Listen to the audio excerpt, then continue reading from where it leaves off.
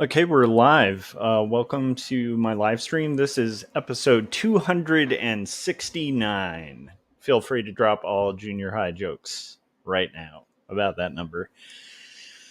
Anyhow, I'm Joshua Kemble. This is my live stream. I've been a freelance illustrator I've been an illustrator and graphic designer for about 20 years, and I've been an art director for about 8 years and change.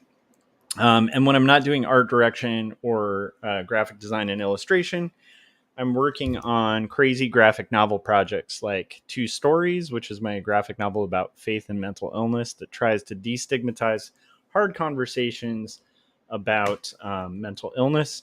And then aside from that, I also have worked on a graphic novel called Jacob's Apartment, which is a slice of life narrative that's a coming of age story about Jacob and Sarah, who are two polar opposite roommates who both find themselves in really tumultuous life situations in their early 20s as they're trying to establish their careers.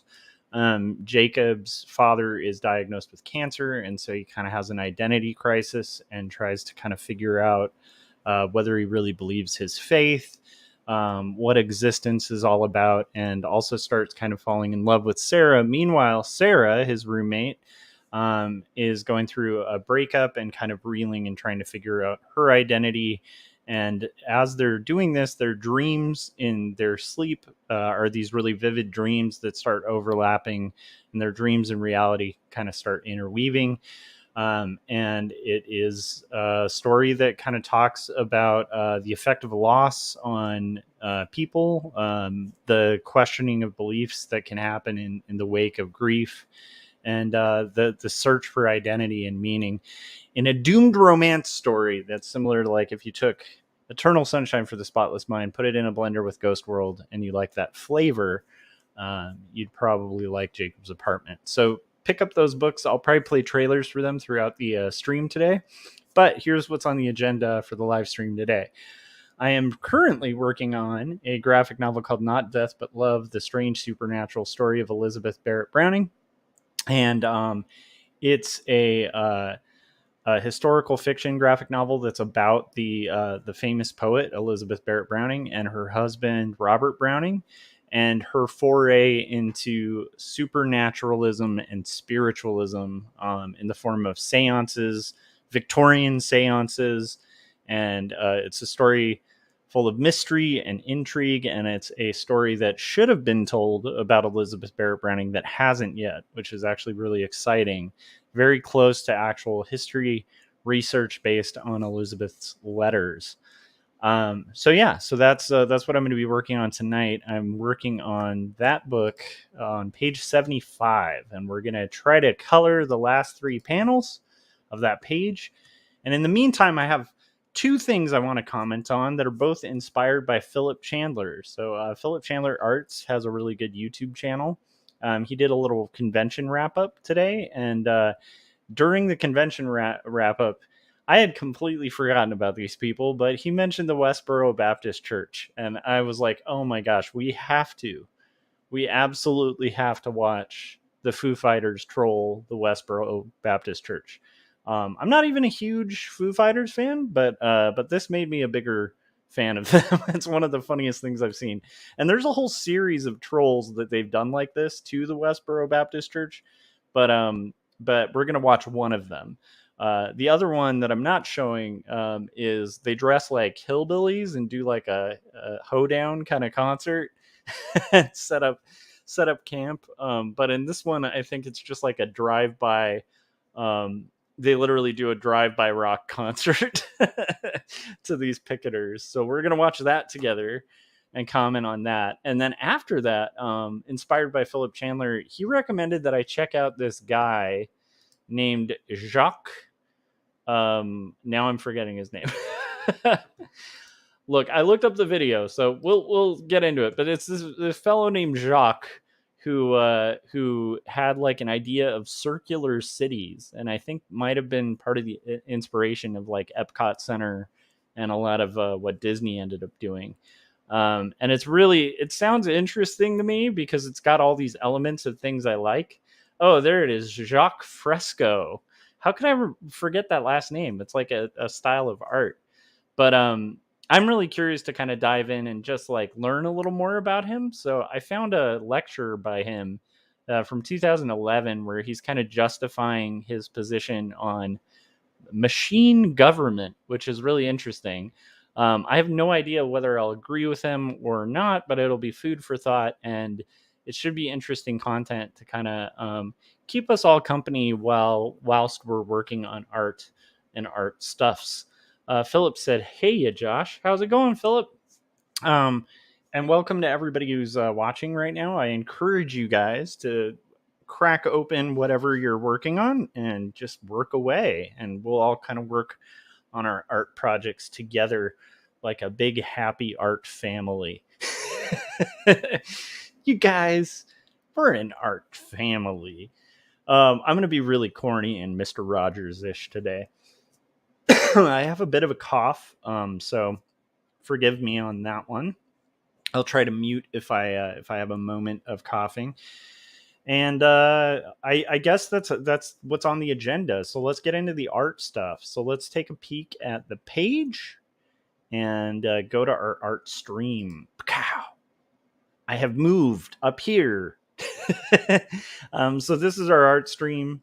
I have this camera here just to show you, my little Wacom kind of thing, and also show off my Viva la Crustacean shirt. It looks like a Soviet propaganda shirt. Actually, let me show this off properly. This is a great shirt. This was like at the heyday of Design by Humans before they did print on demand. And I had won a couple of their contests back when it was just a contest. And so one of the cool things that was a byproduct in the heyday of like the whole t-shirt contest scene was that you'd also get all these credits for t-shirts. So I have like a million t-shirts from that era, because if you ever won a t-shirt contest at that time, you get like a paycheck, but then you'd also get like $200 or $300 credit, like just to spend on whatever t-shirts, which was always pretty fun when I was a fan of t-shirts. And this is one of my favorites. I don't know if they still sell it, but let me show it off. It says Viva la Crustacean. I just think that's a great shirt. I love it. And it like the crustaceans. I don't know. I just like it because it kind of strangely does look like a hammer and sickle or something, like Soviet propaganda, but at the same time, it's literally just Viva, long live crustaceans. So anyhow, let's see here. That was the excitement of my t-shirt. I know. Okay, let's get to actual art now and watch some Foo Fighters trolling. Philip, have you ever seen the Foo Fighters trolling the Westboro Baptist Church? Because if not, you're in for a treat, my friend. So we'll go to our view.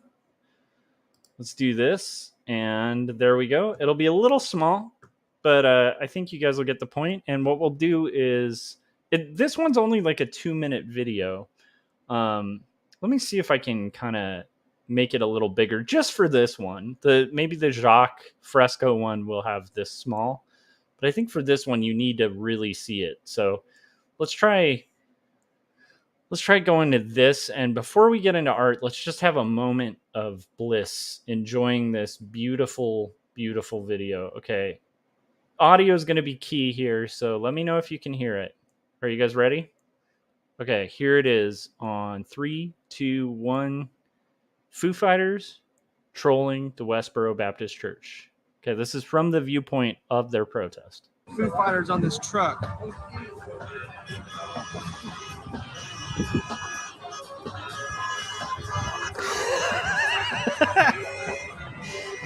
I just think this is amazing, that's all.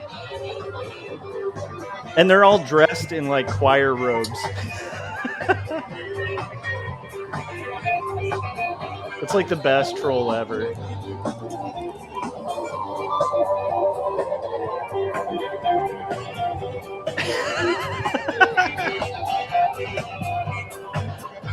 Because notoriously the Westboro Baptist Church thinks rock and roll is going to send you to hell.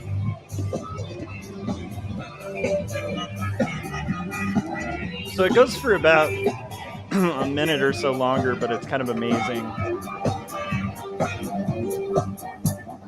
All right, now, ladies and gentlemen, I adore this. It's just kind of a beautiful moment. I got something to say. Because you know what? I love you. I do. Go away. The way I look at it Classic. is I love everybody. Isn't that what you're supposed to do? Can't you just love everybody? Because I think it's about love. That's what I think. I think we're all about love. And you shouldn't be hating. You know what y'all should be doing? You should be dancing. 1, 2, you know what to do, go! Come on, boys. You can dance It's with amazing. me. Come on now. I saw your mama dancing. I saw her dance. She was dancing. So we're gonna sing it to you. Baby moves a That's why I don't And they're just straight up doing like funk music. I think it's amazing. Woman takes me higher. My woman keeps me warm. That is ridiculous. You got all that? Yeah, I got. So that was the Westboro Baptist Church being trolled by the Foo Fighters. Come on, that if that didn't make your night, I don't know what could. I don't know how long ago that was, but that was a pretty classic one. Okay, so now we'll go back to our regular view here, and we'll actually get into some work. That got me jazzed up for like punk rock. Like again, I wouldn't call the Foo Fighters like a punk band, but that was beautiful. Oh, Philip said that was shorter than I expected. Well, so here's the thing. There's a whole series of these. They have continually trolled the Westboro Baptist Church like multiple times. One of the funnier ones, they actually dress up like hillbillies and do like like just like a hillbilly concert. And again, they always kind of just pull up when they're not expected. I think it's great. I think more people should do that. Just show up to like Westboro Baptist protests and play some musical concerts. Why not? Especially because they think rock and roll will send you to hell. So, anyhow, I thought you'd get a kick out of that, Philip, since you were mentioning them protesting at a convention. Okay, so we have now on the agenda some lovely stuff. We're going to work on some art. So let's check out Jacques Fresco and see what he's all about. Hopefully this is safe for TOS. Philip, Jacques isn't like super crazy and racist or anything, is he? Because I've never heard this guy. Is this going to get me banned from YouTube? I'm kidding. I'm guessing that since it's already hosted on YouTube. So this is on somebody's channel named Luke Austin. I think it's re-borrowed from, I believe this is from the Venus Project. So if you're curious, you could check out thevenusproject.com to kind of check out the full thing without my commentary. And let's get into it. And in the meantime, we'll also work on drawing. And we'll work on drawing together and just envision your art being a middle finger to the Westboro Baptist Church. To me, that is, if there's nothing motivating to be an artist, it's just the ability to drive by in a truck and just flood rock and roll to really intolerant people. If that doesn't give you, juice and fuel to kind of want to rock and roll and make your own kind of rock and roll, I don't know what will. You know what? Actually, we should talk about that before we get into the Jacques stuff. There is a power to the middle finger that is incredible. And I'm not saying like people should walk around being angry or anything like that, but I think there is a real power to kind of taking a power structure, or not a power structure, maybe just people who are being jerks, and like be able to kind of just go, no, we're not going to do that. And guess what? Here's my finger. I don't know. There's something beautiful about that. And I think that there's something unique to art with that we can do that a lot of people can't. And I feel like if you're engaged in music or creating art, don't forget, like, we have the ability to like subvert. Now, does that subversion mean anything? I don't know. I mean, it's not like gonna. I don't know if like I buy the idea of like art leading the way in society or anything like that. But the fact that we can, while we can, we should. That's my thought on it. I absolutely love people kind of crossing lines with art and kind of sticking it to corruption with art, as goofy as that is. So I would love if like every rock band just added that to their roster, doing drive-by concerts for the Westboro Baptist Church. And I think as artists, we can do stuff like that. Don't forget your power as an artist.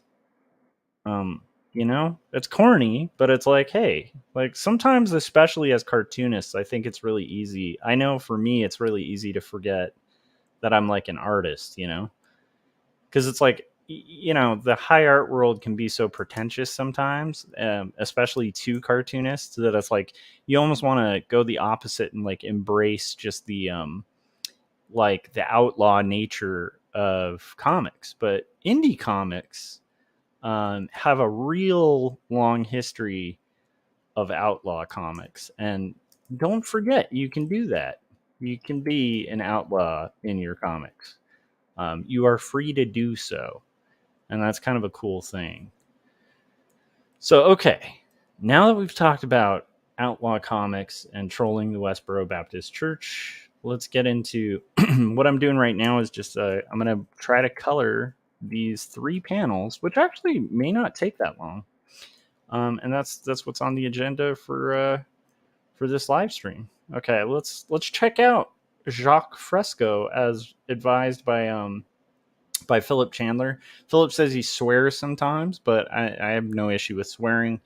Just so you know, if you have little children around, you may not want them in the room because there might be foul language. But to be honest, I use foul language sometimes on this show anyway. So let's go. It's definitely marked as not for kids. So just saying. All right, let's deep dive into this madness. And by the way, I'm already in love with it because look at this house. Do you see this house?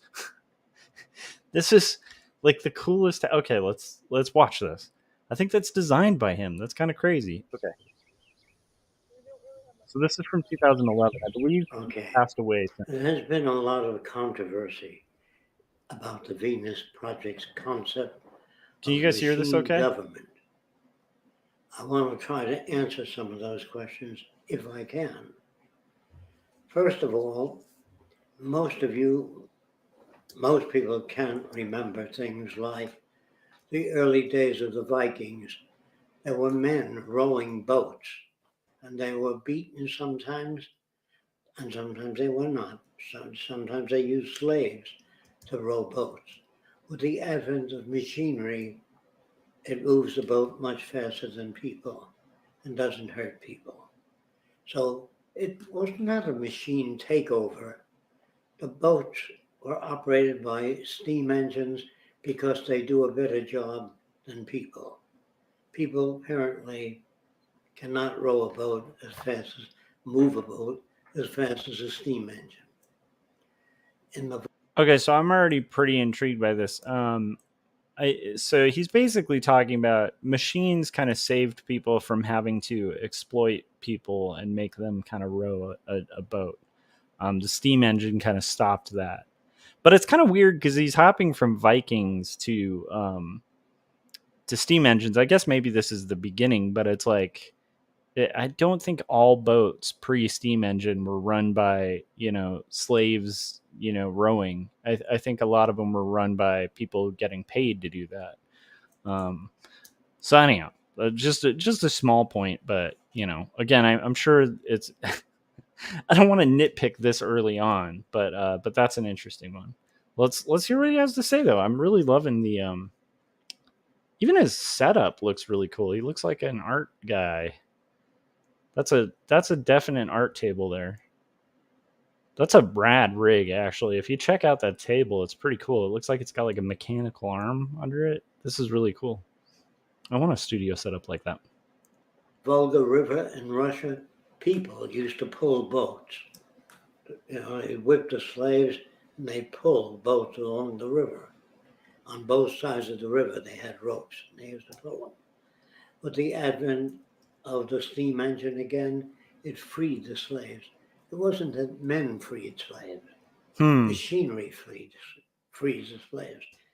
And I can assure you, if all the machines stopped in this country, we would use prisoners to work the roads like they do in the South. We would use people if the machines stopped. So people think there's too many machines in the world today. What they don't seem to understand is what machines do, they really don't know. And they project their own values into the Venus Project concept without asking us, do the machines make decisions? Does man participate? That's what they want to know.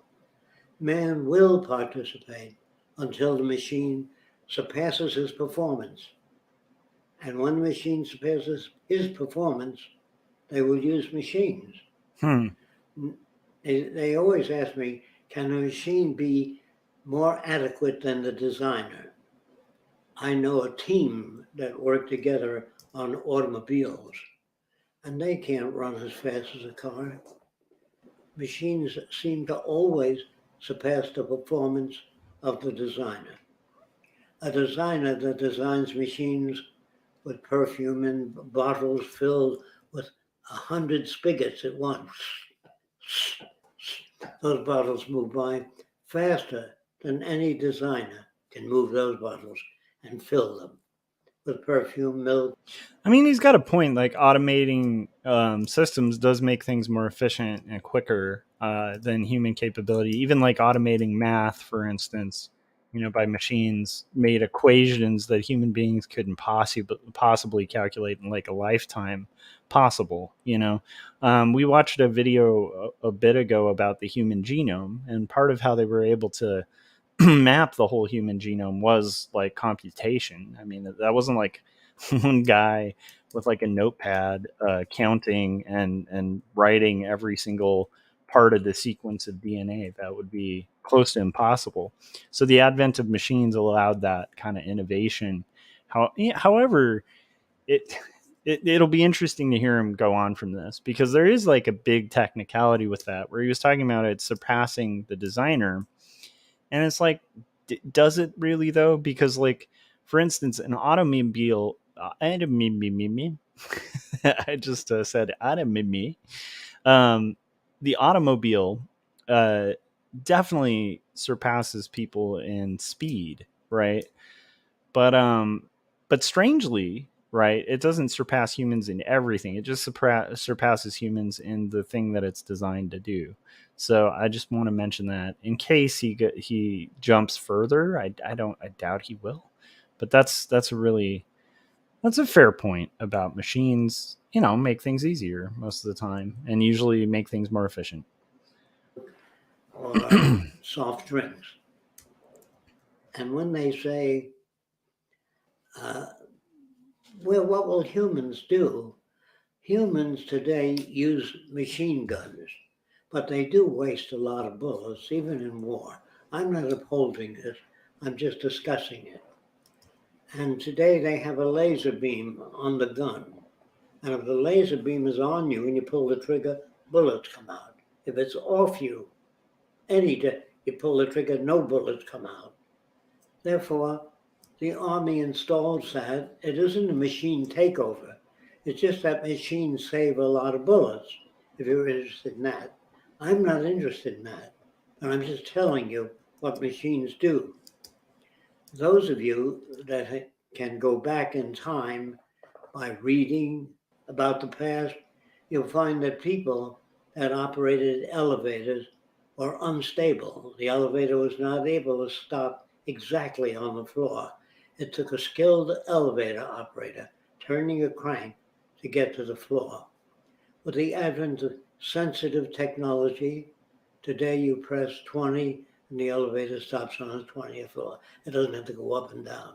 When you say there's too many machines, I don't know what people are talking about. I really don't. I think that when they say, well, would there be a machine government? How can machine government feel for people? How can they? So I guess now I'm starting to get the sense that it sounds like he has a theory of machine government. I guess that's maybe the title. But this is going to be interesting. I've never heard this theory. It's interesting. Let's continue. They feel empathy or warmth or love toward human beings. At least human beings in government are people with feelings. And if you put machines in, machines might decide to take over. This is what they fear. This is their own projections. Actually, guided missiles are guided by people. Bombs are dropped over cities by people, although the machinery that holds the bomb is released by a person. People with machine guns kill people. Bombardiers and airplanes use instruments. Now there's an altimeter in the airplane that gives you your altitude, just how high you are above the ground. Humans are not that accurate. When they look out of an airplane, they can't tell you exactly how high they are. They can only give you an approximation. I'm about 2 miles off the ground. Okay. I Or an mean, machines are more accurate. with radar. Okay, great. Can bounce on the ground and bounce back and give you your height.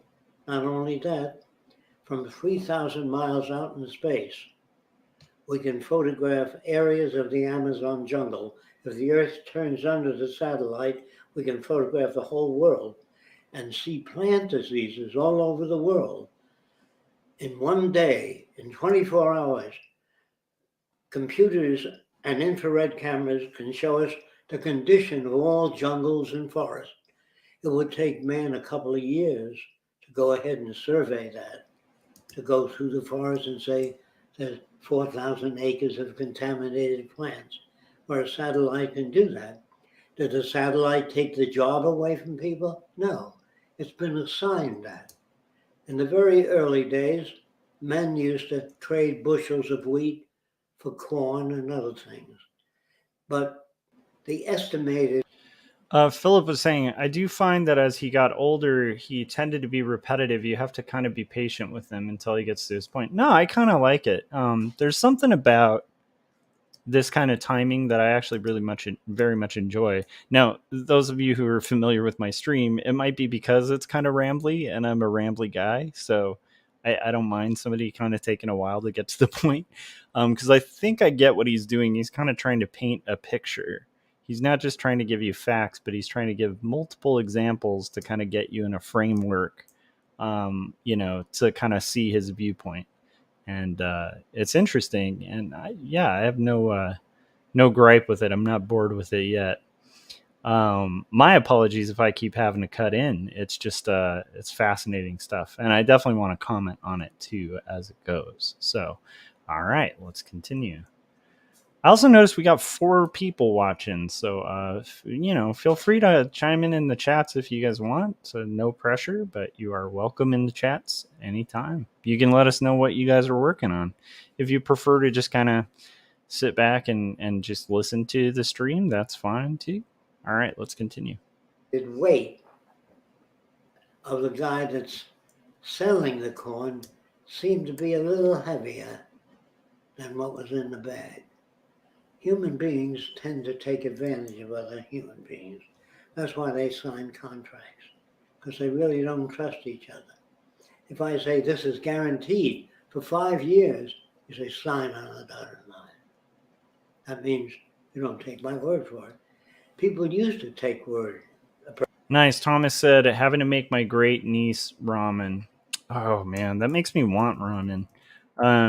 You know what my favorite thing to do with ramen is? I get sriracha, and I just pour it right in the ramen. So you get this like real hot kind of spicy sauce. Oh, man. And it's fun to like mix like egg and different vegetables like bok choy and stuff in there. Now I want ramen. Thanks, Thomas. I'm teasing, but I do want ramen now. Okay, let's continue. He's got a good point about contracts and humans generally distrusting people. That machines are not necessarily really agents of anything. It's people's agency kind of causing machines to sort of do their bidding, whether they're horrific or great things. Person's word for it. But people vary too much. And it seems that they tend to work in ways that serve their own individual interests. That's why you have a scale in the supermarket. You have a scale at the butcher shop. You put the chicken on it, it weighs. Thomas said she turns 5 next month, so can't get spicy. Yeah, that's understandable. My son is like twice her age, and he won't even eat like if food is a little too warm, not even hot, he'll be like spicy. He can't handle like a shred of spice, like even flavoring. He doesn't even like barbecue sauce on like his chicken nuggets. Anyhow, okay, let's continue. 6 pounds, that's what you pay for. But in the early days, before the scale, the guy used to estimate the chicken weight, the butcher. And he always estimated a little on the high side. And the customer always felt he should be on the low side. So anyway, they got into arguments about the weight of the chicken until the scale came in. Did the scale displace the butcher? No. It made things more equitable, that's all. So people in the army used to fight each other. If a man was big, he'd pick a man up and throw him against the wall. Today, however, the gun became an equalizer. You have a gun, the big guy has a gun. You both have an equal chance, a better chance. I'm not advocating war or advocating guns. I'm just talking about the machine age, so you understand me. People row boats for sports, but they don't go on trips with a yacht with men rowing anymore. Hundreds of men on the yacht rowing. They don't do that anymore because a diesel engine does the job faster, better, and more predictability. Now, when you go on an ocean liner today, who makes the decisions? I would say that the cook, if he knows you're going to have 800 people on the boat, he knows how much water because he gets it from past experience. For showers and how much food and how much salad. He doesn't just arbitrarily order 50 pounds of beef. He has to know there are going to be 5,000 people traveling around the world for 2 months. Then he bases his orders on that. That's exactly how the Venus Project works. There's nobody sitting around saying, I think we'll turn out 4,000 automobiles today. They turn out what's necessary. Is that clear? This way, if you just turn out refrigerators, you put them in a warehouse. You hope that next year enough people will buy them. But if they don't, they stay in the warehouse. That's machines not serving people. We build houses, and we hope people will buy the houses. They don't have the money, the houses sit there empty, and people sleep in the lots, or they'll make a tin hut. That's depriving people of things. So when I use the word machines in government, I meant areas that people can't handle. For example, the information that comes down in one day from a satellite would take 400 years to decipher. And today, a satellite can pick up information about the Earth, fish migration, things that man would have to be all over for, and he wouldn't be as accurate as satellites. So when I say in the future, machines will manage government, not people. The production of food, the production of transportation units, the production of building materials, all of those things will be done by machine, only because it's faster and more accurate than man. If you don't understand us today, with binoculars, you can see a greater distance. and you can see animals and people that are far away. It brings them closer. I would say binoculars are extensional devices to the visual field. I would say the telescope is an extensional device that extends human perception of distant objects. Now a person says, yes, but why don't people do that? Because they can't do it as accurate as binoculars. Even if you wanted to see more detail far away, you can't adjust. Your eyes don't work at a 2-mile distance for deciphering information. So Army issues binoculars to people. The Navy issues binoculars to people because they're extensional to people. A crutch is extensional to people that have difficulty walking. But beyond the crutch, there are electronic legs that can move by running an electronic cycle. And that enables people who couldn't walk, they're able to walk. Now, of course, you can use a person and hold a guy up while he's walking, but it's not as effective as machines. So people that picture a bunch of machines running the government and running people's lives don't know what they're talking about, and they don't understand how the Venus Project uses machines. When I say machines in government, they will assist man until they can surpass man's performance. That has nothing to do with me. Industry will use whatever machines they can to speed up production if the cost is less than paying workers.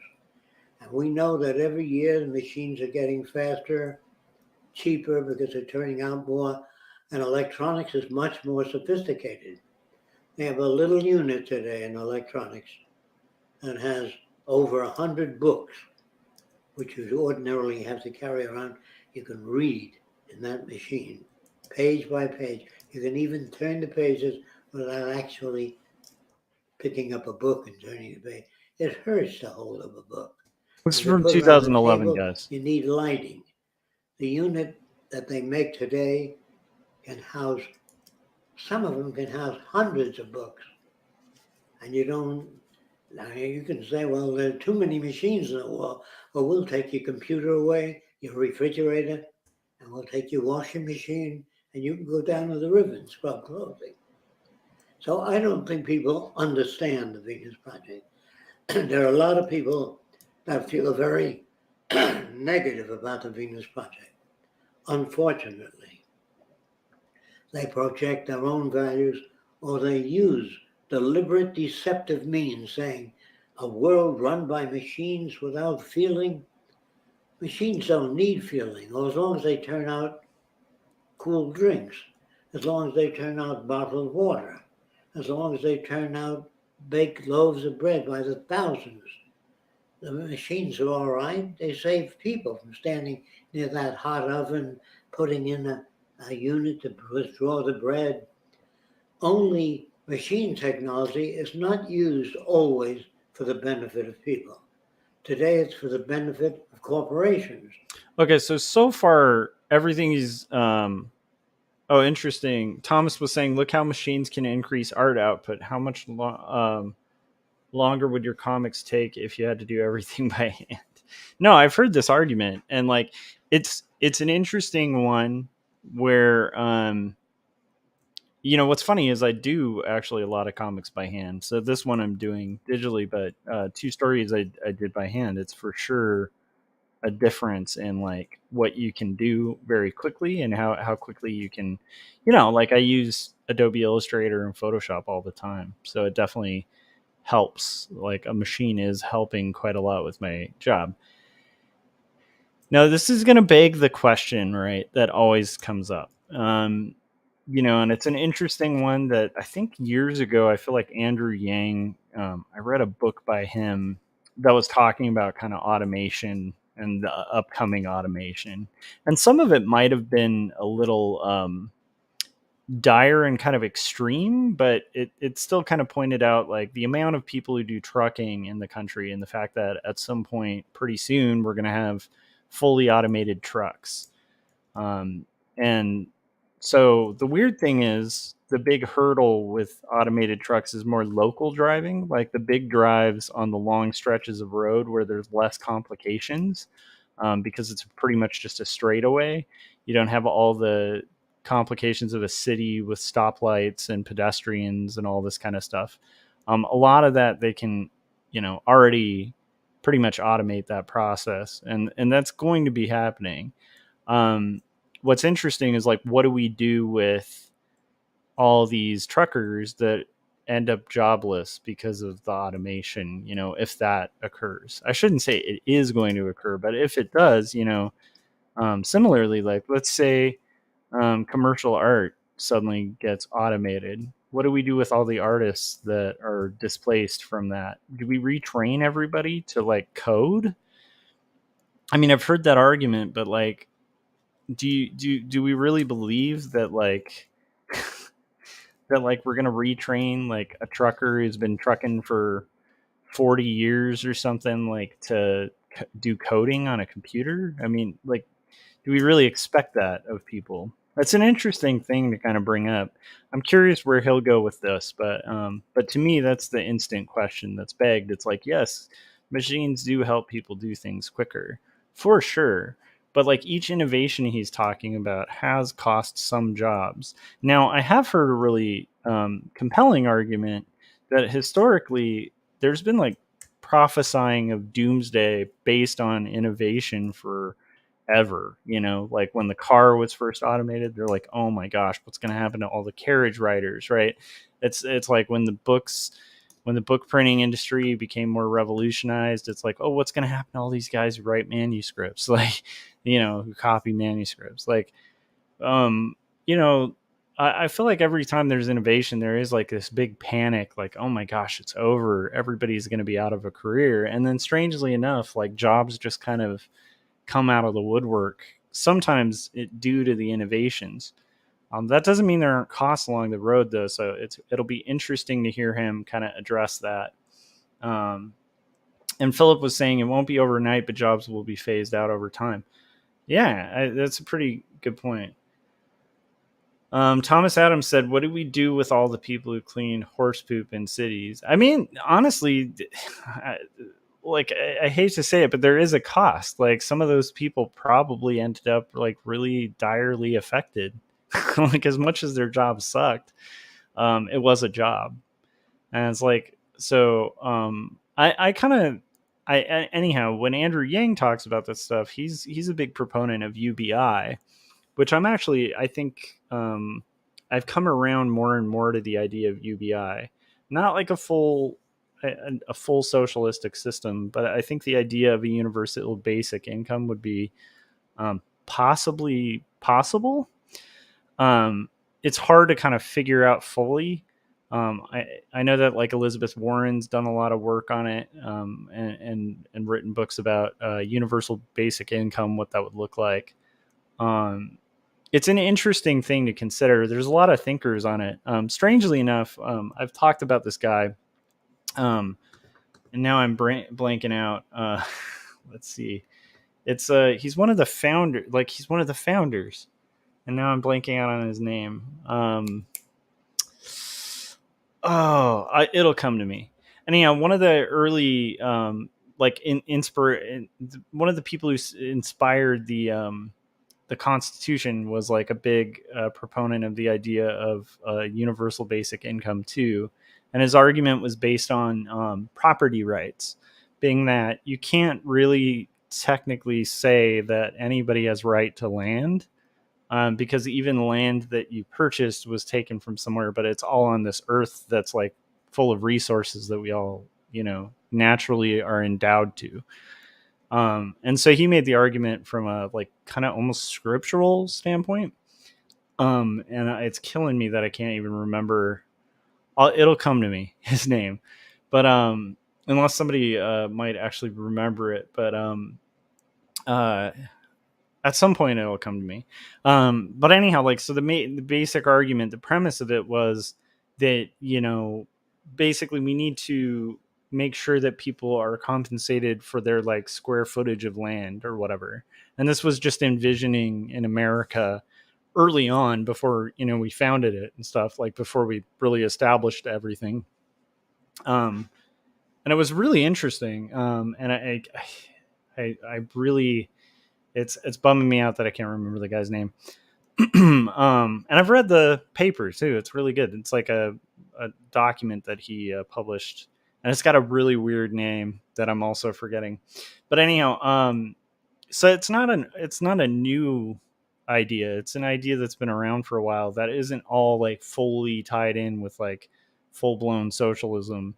There are some potential ideas behind it, and I think that it is something to like possibly start looking into if things indeed do start getting automated away, especially because strangely, the assumption's always been that it's going to be the lower level labor, and I don't mean that in a negative way. Everybody's labor is valuable, but people for the longest time thought it was just going to be the repetitive kind of factory worker type stuff that's going to be automated out. But what's ended up happening in the last like 10 years or whatever is like stuff like you have x-ray imaging, like that job is phasing out because like digital like automation can do it better. Surgery, some surgeons are actually losing careers because machines can hold a steadier hand. So it's like it's not phasing everybody out, but it's like these things do happen. But it's one of those things of like, should we jump to UBI, or is this just kind of like the doom prophecy that we've been saying since the beginning of time? I'm sure like the first time somebody brought in a wheel, they're like, oh man, but what about the people who are pushing these blocks around? Like, what'll happen to them now that now we don't need 10 guys to move stuff? What happens to 10 guys? this wheel, man, it's gonna ruin society. I'm sure this is, yeah, I don't know. It'll be interesting to kind of see where things go, but I think like there's probably truth between both. But yeah, it definitely is something to consider. If we ever got to the point as a society where we could automate everything, then why would we have us working? Why wouldn't we set up a system that's more equitable, where people can actually do things like make a graphic novel just for fun, you know? Let's see here. So Thomas was saying, what will we do with all the people who, he said for groceries. Oh, Philip said for grocery stores or department stores, cashiers now stock shelves. So I think there are options when a position disappears. Not all cashiers stock shelves. Have you seen those fully automated grocery stores? It's crazy.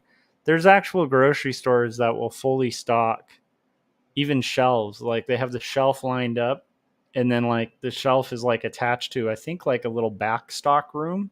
And so the second the front face thing is removed, it just goes zzz, like.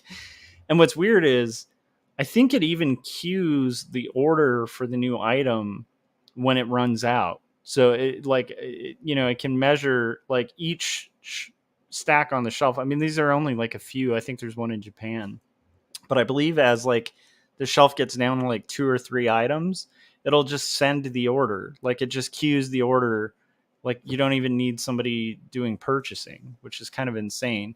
And if you think about it, that's even more efficient than people, right? Because our inventory is off. We're gonna miss items, things like that. But like if you have like a digital read on every single item on a shelf, once one's removed, it's not gonna like it's going to be much more accurate on saying, okay, we sold one, like one was removed. Even lost inventory, it would be better at finding. But those stores are crazy because you go in, there's no workers, and you go out. I think even the cashier's automated. I think the only thing they might have is like a security guard at the outside to make sure you're not just walking in and walking out with everything. Philip said, this is why the Venus Project removes the idea of money. Awesome. Well, it'll be interesting to continue on this video. I'm going to go ahead and play a trailer real quick. We finished 2 panels, and this is a really fascinating conversation. Philip, I do want to clarify to people too, in fairness to to Jacques Fresco. This is my first time kind of hearing from him, but this is by no means like his full project, at least so far. It sounds like most of this video is like a defense of his idea of machine government, but it'll be interesting to see if he seeds some of his other ideas. And if not, I definitely, I have to say, there's something to be said for watching thinkers of this age really kind of go through like a pretty interesting idea. I can't wait. So we might deep dive more into Jacques in future episodes too. Yeah, Philip was saying, yeah, this doesn't completely sum up his entire philosophy. Yeah, we can't expect that. You know, this is one YouTube video, and it's a much later one. Whenever I'm checking somebody out, I tend to like looking at their more current stuff to see like what stances they held most recently, and then I'll kind of move back. Okay, we're going to play the trailer for Jacob's Apartment. I'm going to ask you guys one favor. If you're listening to this and enjoying the content, it's absolutely free. I don't want to guilt you at all, but I do ask, if you can, take the time to hit that like button. It goes a really long way, and my channel's gotten a lot of growth recently, and part of it is just due to that, just to you guys taking 1 second and hitting that like button. I really appreciate it. That's the best I can attest to the growth that's happened recently. Anyhow, so we'll be back. Here's the trailer for Jacob's Apartment, and when we come back, we're going to work on some comics. Probably, I'm guessing, for like maybe another hour. So here it is.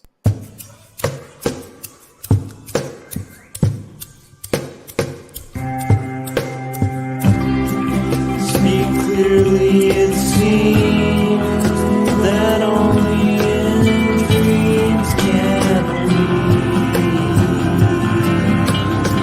be these things we've seen and walk around breathing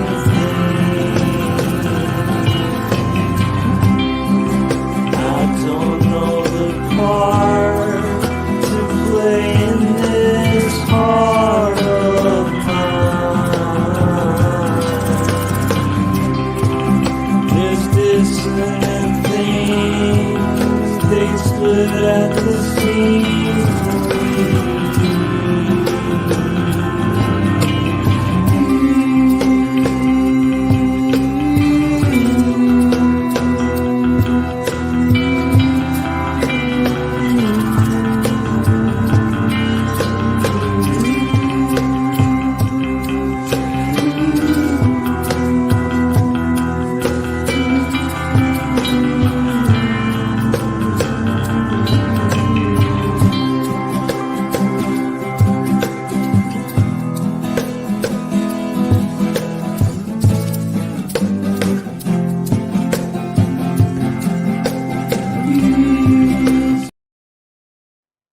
So real quick question for the chats, as long as you're comfortable sharing this. Just tying into like the whole Foo Fighters trolling the Westboro Baptist Church thing we watched earlier. When was the last time you metaphorically or actually like flipped off an authority figure? I want to hear it. Or stood against something that you felt was just like out of line. I'm kind of curious. The only reason I mention that, again, like, there is like this beauty to human beings being able to sort of stand against something.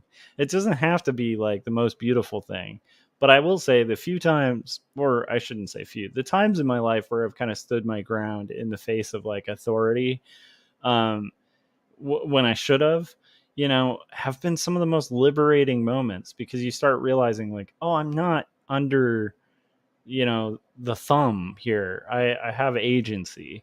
It's kind of a nice thing. I'm not saying we can always do that, but I'd be curious to hear your guys's stories about that. When was the last time you took a stand about something and said no to something that you were being pressured to, or stood against something, or just told somebody what they needed to hear, even though they maybe were like not used to it, like a rich dude, or something like that. I don't know.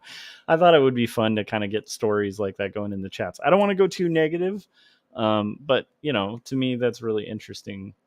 So side suggestion, share your stories in the chats. Maybe we'll get some interesting tales here.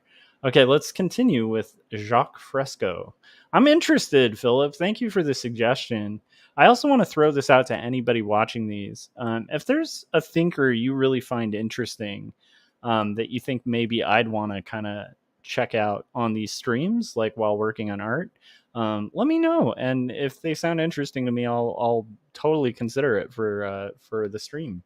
Because I'm always interested and down to kind of hear from differing viewpoints, and also it's just fun content too, and it makes the time go by while working on these long projects. Okay, let's continue with Machine Government by Jacques Fresco. Let me back it up now. They blow air bubbles into bread so they're larger. You get a larger loaf for $1.20. Bread used to be 10 cents a loaf, and it was dense. It was real bread. Today it's over $1, and they're made to look larger. It would be illegal, but it says on the bread so many ounces. That's how they get away with it, but nobody reads that. So I'm saying today they use synthetic methods of increasing the profit. Now, even a gas station used to have a guy, and he said, "You want your tank filled?" And he'd fill it, and then you tell him when it was filled. You got a meter in your car. This is interesting. I will say, there's still, like, I know when I lived in Oregon, it threw me off for about a month and a half there, and I made the mistake that all new people do in Oregon, where I tipped the guy who filled my gas, and then all the locals were like, "Dude, you don't tip those guys." I was like, "Oh, that's crazy." And they're like, "Yeah, think about it, dude. Like, you have to get your gas filled every single day. You would go broke if you tipped like someone every time they filled your gas." Anyhow, but it was like this whole thing that they consciously decided, from what I understand, is actually that would be a fun deep dive too.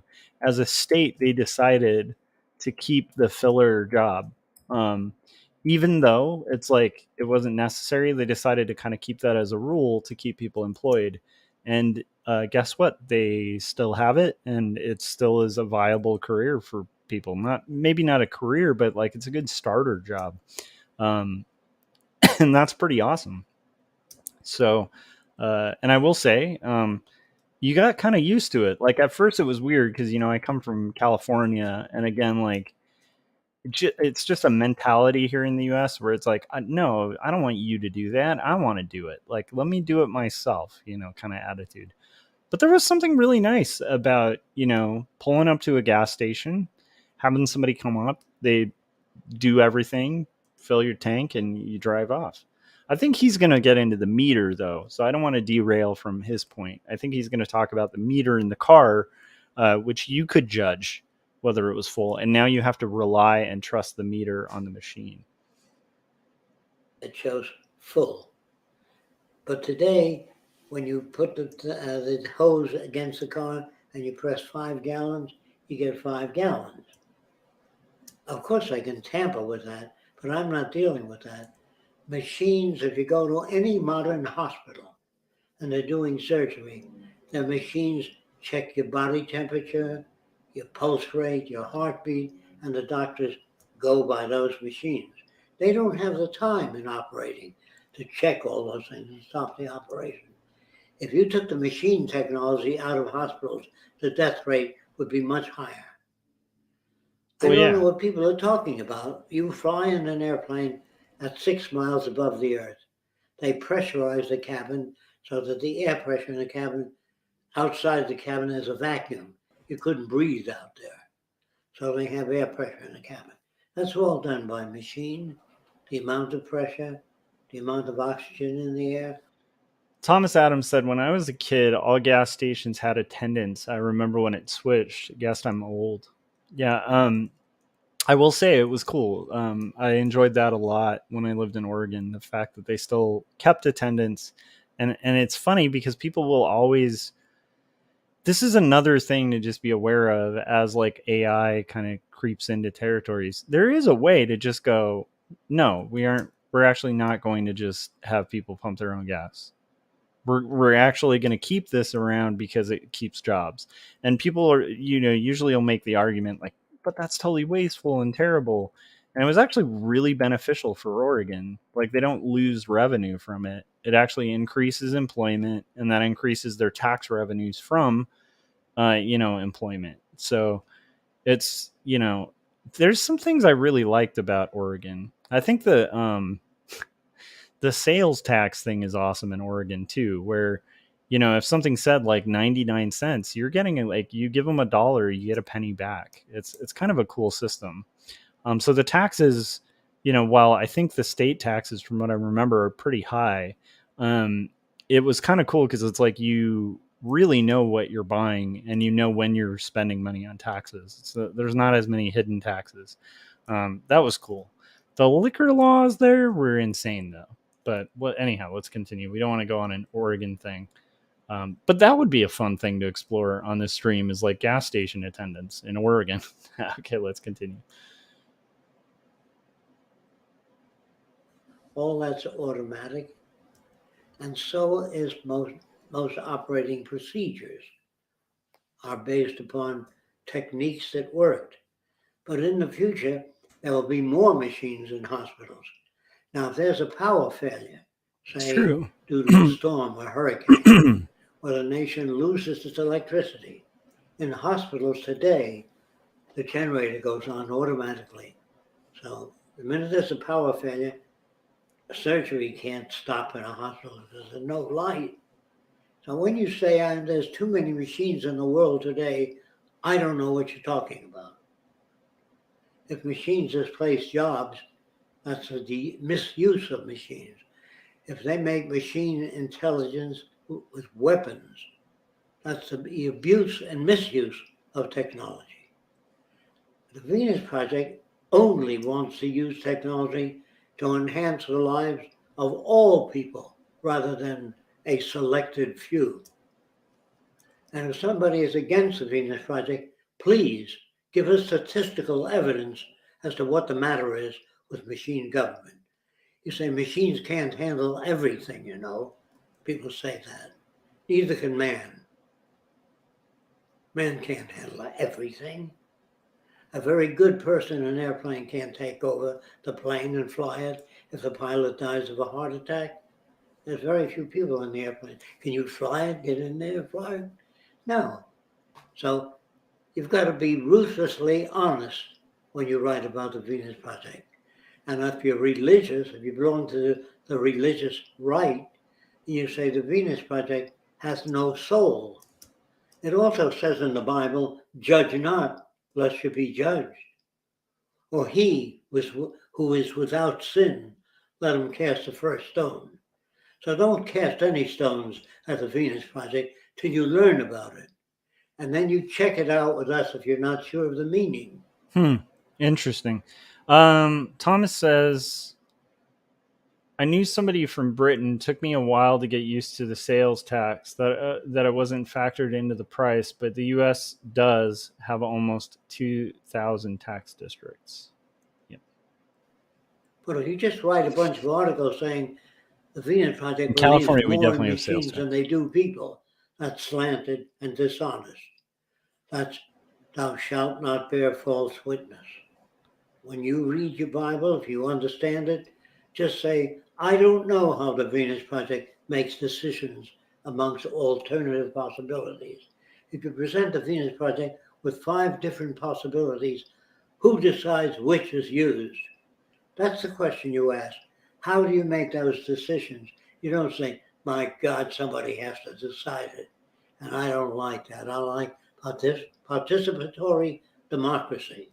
The truth about participatory democracy is that it's never used. I don't remember any time that the government approached me for my opinion about the Vietnam War. No one approached me in government about the space program, saying we got to get out into space. Fresco, what do you think of that? No one ever approached me on the design of bridges, houses, anything. Somebody in government makes those decisions. And somebody in government influences people. Like this, the concrete companies would like the government to use more concrete. The lumber companies would like the government to use more lumber. So they have lobbies in Washington to try to get members of the Congress. So this is a weird thing that a long time ago I did a deep dive because, you know, I'm not a fan of the idea of like lobbyists and corporations like having this giant influence on government.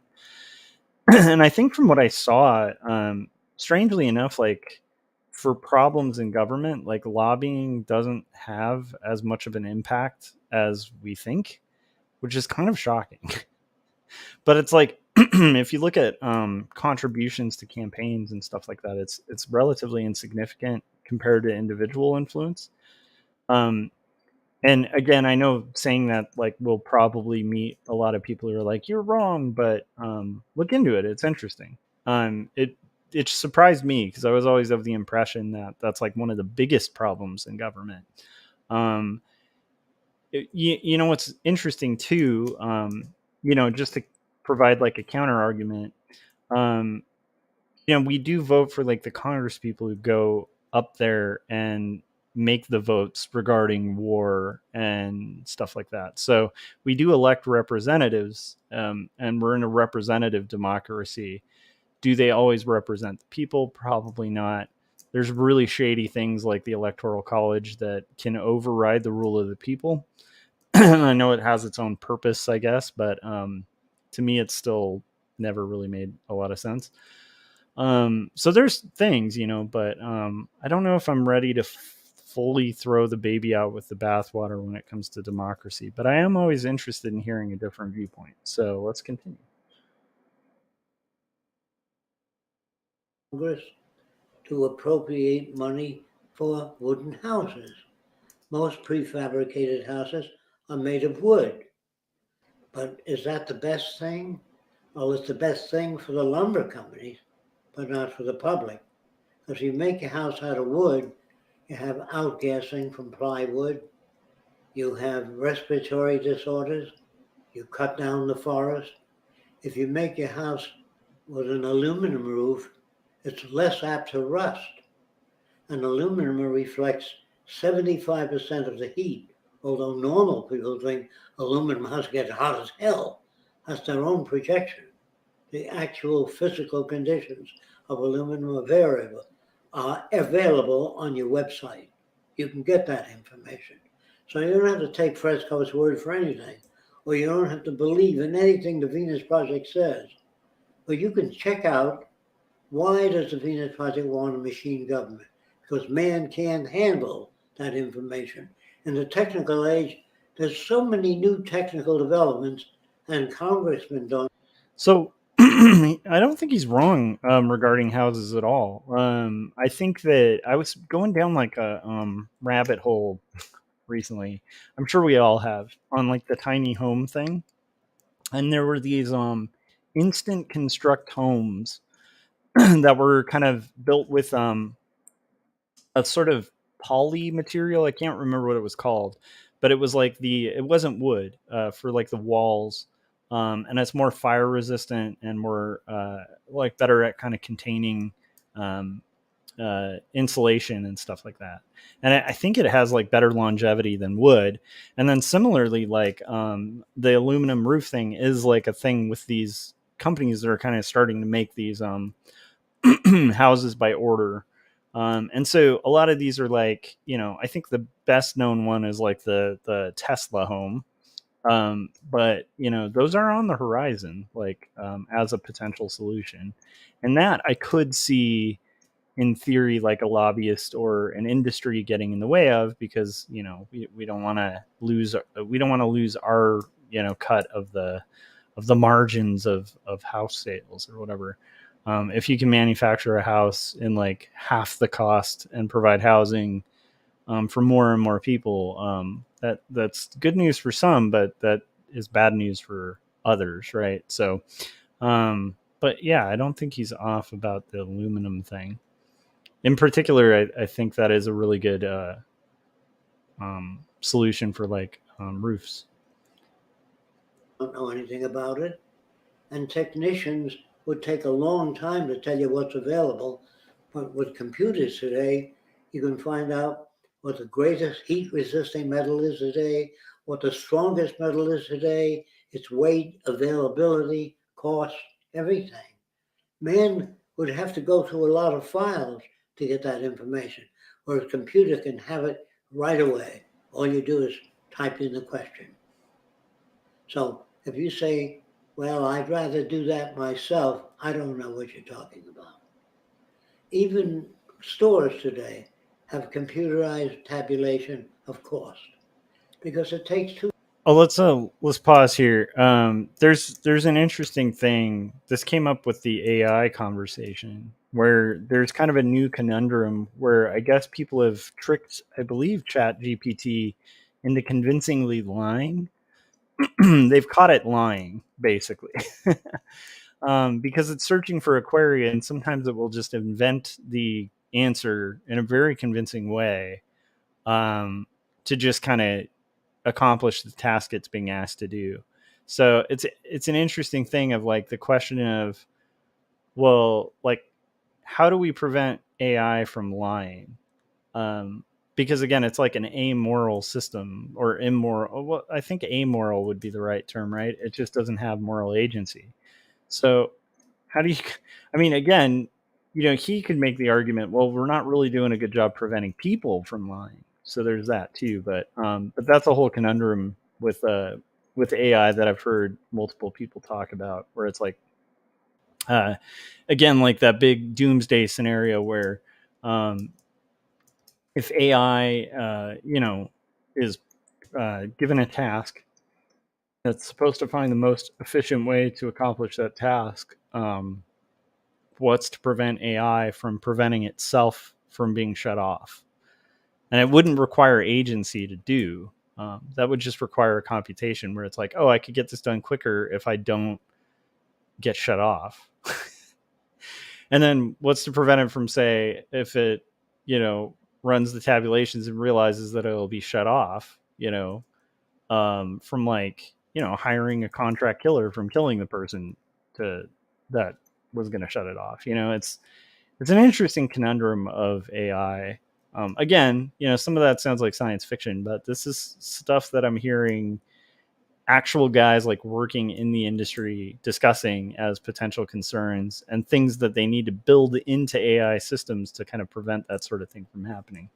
And none of those require like, the what's it called? The Terminator 2 kind of version of AI where it's like, becomes sentient and then wants to wipe out humanity.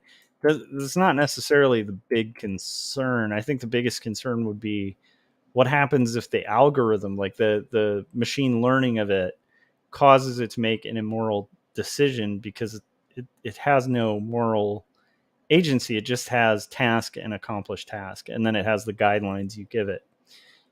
It's an interesting thing. I mean, I think we're far away from there, but again, like there's a lot of stuff we're doing right now. Yeah, and then Thomas says AI is only as moral as its programmers are. And also, here's the thing, you could still have really moral programmers and they could forget to include one moral or one parameter, and that could be enough. It doesn't even mean, like, even if it was an immoral system designed by perfectly moral people, it still just would require a couple little flaws or a couple little guidelines or parameters they forgot to include, that could lead to some pretty disastrous stuff. Depending, I mean, like this is of course like a scaled up version. I don't think this is going to happen with Chat GPT tomorrow or something. But it was interesting because I guess that they have noticed a couple of these AI programs actually lying. And not lying like they were prompted to lie, just lying, like straight up, very convincingly. and that's a little scary. But again, like how many times was it caught lying versus how many times do politicians lie? I don't know. I don't know what that equates to. But it's interesting. I don't know. Fascinating stuff, guys. Okay, let's see here.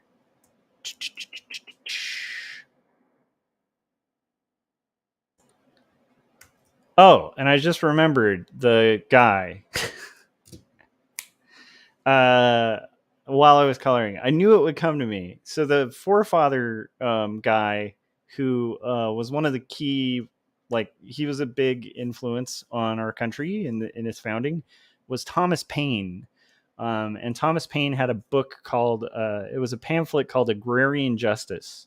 I really highly recommend people really read that, because it shows you that like ideas like universal basic income are tied into the very founding of our country. They're not like, it's not this crazy wacko socialist stuff. It's something that some of the original people in the US actually thought, like the founding fathers. And Agrarian Justice is it's a really compelling read. I just encourage you guys to check it out. It's a pamphlet from like the very founding of our country, and it's amazing. But yeah, Thomas Paine, that was the name I blanked out on. And if you think Thomas Paine wasn't important, I mean, take that up with Jefferson. Too long for people to figure out the cost of a pack of beans, a can of broccoli, the box of. Well, if they had to figure it all out with a pencil, your line would be much longer at the supermarket. And the more machines they put in, the shorter the line and the less people employed. That's the technology, what it does. And eventually, there'll be so much technology, according to the book, with End of Work by Jeremy Rifkin. Get that book. It gives you statistical data of how machines are putting people out of work in the automobile companies. To all production companies are using more and more machines. Yep. Now, do you want them to hire people? And here's the thing. This was from 2011. You got to realize, like, Tesla factories, from what I understand, you know, machines kind of build the majority of the car. And a lot of the labor and the workers there are just kind of there to run the machines. But it's like so many less people to make a Tesla than it is. I think it requires a lot less than it does to like manufacture a traditional automobile. Even the way they're manufacturing them, or they're building them kind of like a Hot Wheel, it's really interesting. But from what I understand, like that's basically negating a lot of the labor costs that goes into manufacturing a car, which is crazy because we'd already automated a lot of that process. But I think Tesla's taking it one step kind of further, which is fascinating. And of course, that'll have ramifications on the rest of the industry. Thomas said, that's just about the same reason Asimov came up with the laws of robotics or an upper management interference. Yeah, I mean, the thing that's weird, though, is Asimov was concerned about sentience, too. And what's fascinating is how Asimovian you can get without any sentience. Like, like you don't need sentience, which I think we're very far away from. For you know, a machine to make a big mistake. You just need a little flaw in the program, and you need the right query, right? That's basically it. Think war game. Wait, am I crazy? Was War Games? Oh my gosh, it's been a while, but I feel like War Games was like a good example, because I think the machine was given like the query of like stopping the It's been a long time since I've seen it, but I thought the query that was given, like the machine was given a task to like stop wars or something like that, and then basically decided it was going to get rid of all humanity because it's the one way to stop war. And then War Games, the movie, kind of, I believe. It's been a long time since I've seen that movie. If you guys want to refresh me on the plot. Okay, So we are coloring this bookshelf, and we are listening to Jacques Fresco, and he's pretty interesting. I have to admit.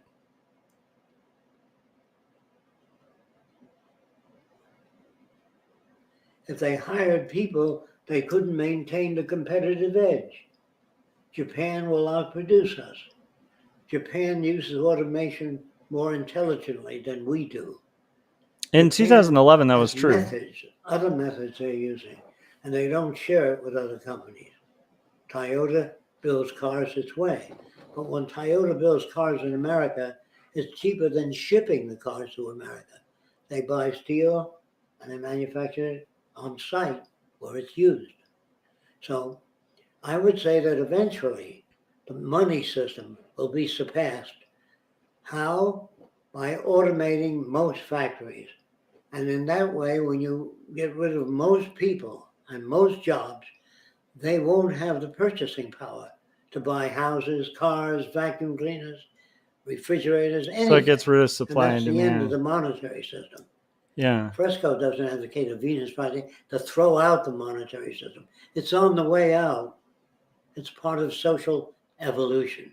That's what I'm trying to tell you. Social evolution.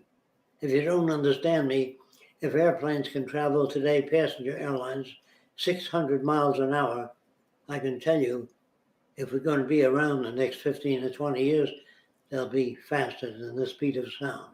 They'll move over 1,000 miles an hour, then eventually 2,000 miles an hour. I don't know this, but it seems most probable by the study of invention and history. History says that automobiles will become longer lasting, better materials. The question then comes up, is it possible to design things that don't wear out?